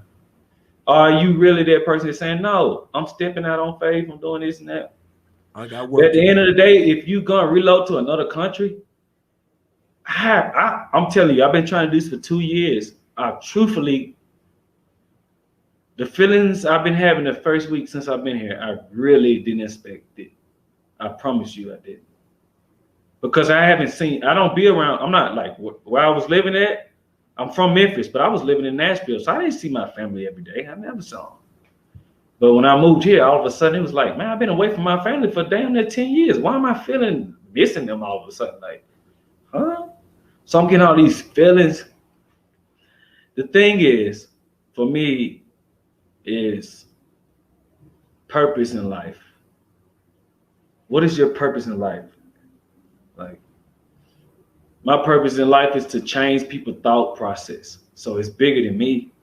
So sometimes I do stuff and it really don't be me. It be somebody working through me. Like, it be like, what just happened? What did I just do? I ain't even know I can do that. I'm the shy guy. Just think about this. Think about this process. But there's nothing wrong with the travelers too, though, Andre. We can't knock them either. Oh, I'm not knocking the travelers. I'm just saying that there is a difference Definitely. in mental preparation for traveling, because when you're traveling, shout out to C's. Have a good night, guys. We're about to wrap this up in a moment, also. But when you're traveling, you're focused on the window of time that you have and what you can fit into that window. Whether it be if you're a guy that does adventures, whether you're a guy that travels, whether you're a guy that goes for the ladies or ladies that go for the guys, you Right. know that you have a limited window. But Right. when you're relocating, that preparation, like in my case, So you got dudes that want to show out like they balling, and no, I'm not. you got people like me. Like, I feel like I'm a type of person. Like, I was raised to have class, right? Like, even though I had trouble in my life in the beginning, I was always raised the foundation to carry yourself with class. So just because I want to let people know, just because you travel with class, don't mean that you bougie. That just means that you were taught that you a king, you a queen. You shouldn't accept nothing else. So there's nothing wrong That's with true. traveling with class. Now it becomes a problem when you're traveling with this pride and this I'm bigger than this person, I'm better than this person, I can do this better than this person. So it's just, for me, it's just what decision you want to make, what you want to do in your life, and go for that. That's what I Yeah, think. yeah, that's true. My man, Love Without Borders says the problem of being in Colombia is that everyone thinks you are there for drugs. Everybody got it. Everybody does have a drug joke. Everybody, we go back to the You get States. that. Somebody gonna come to you You with a get drug that. joke. Yeah, that's true. You do get So, that. so you kind of like, That comes with it. It comes with the territory. yeah, you take it with a grain Yeah. of salt. I've heard Yeah. enough drug jokes going back to the States, I've but been getting them all week long. yep, All week long. you got that All week hookup. long. Ridiculous. So, all right, we're about to wrap this one up, Chad. And you got any closing words? Hey, I just want to. It's been a long night. Everybody that showed up, that stayed as long as y'all did. I appreciate y'all. Appreciate the people that did show up. If you want to look at my platform, I'm at Passport Stamp on all platforms: IG, YouTube, Facebook. If you got any questions, reach out to me. And I want to say to my brother, appreciate all the wisdom and the guidance that you've been giving me, because this wouldn't be possible if I didn't have people like y'all in my life. But other than that, if you got a dream, stop thinking, do it. Let God lead you. Let God, whatever. Don't, if it's not God, lead yourself. Find your own motivation. That's right. And go from there. Thank you, brother, for inviting me on the channel, man. It's been nothing but respect and love. I hope I did any honorable things to show respect to your channel. So I always respect when I'm around you, brother. Peace and love to everybody. All right, man. You have a great evening. And we're about to wrap this up ourselves, man. I'm about to lay it down, and because I got work to do in the morning. Because we got actually, I just started another channel, so we're sitting on 1, 2, 3, 4, 5 channels now. so I got another channel that I'm working on right now called Laugh a Lot, and so it's about, I'm going to be focusing on, how you go on YouTube and you kind of like see a clip of Dave Chappelle for 20 minutes. Or I those channels. I created one of those channels where you just have common creative content, and so I decided to focus on comedy because I really enjoy when I wake up in the morning sometimes and I watch somebody that's funny and they just make my day. And salute to this brother. This brother don't stop working. So I created another channel called Laugh a Lot. He makes people in their 20s like look weak. He runs circles around. I love this guy, man. Much love to you, brother. Much respect. Oh man, I'm trying to get to that half a meal in 2 more years. Our goal is a quarter.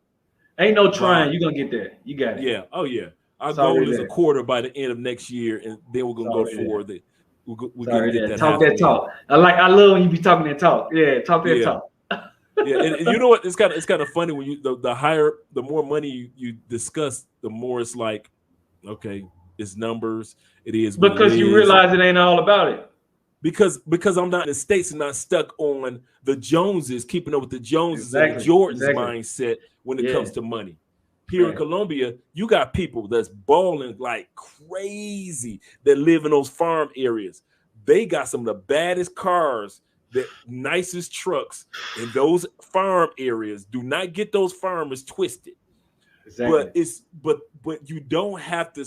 They don't focus on trying to keep up and show boat. No, and Colombia teaches you ain't got to do all that. You can sit back. You can keep your class. You can keep your class, but without being bougie. You can keep your class without being all right. Yeah. I got you. That's what Colombia taught me. You can keep your class without being So that's true. I do agree with you, man. 100%.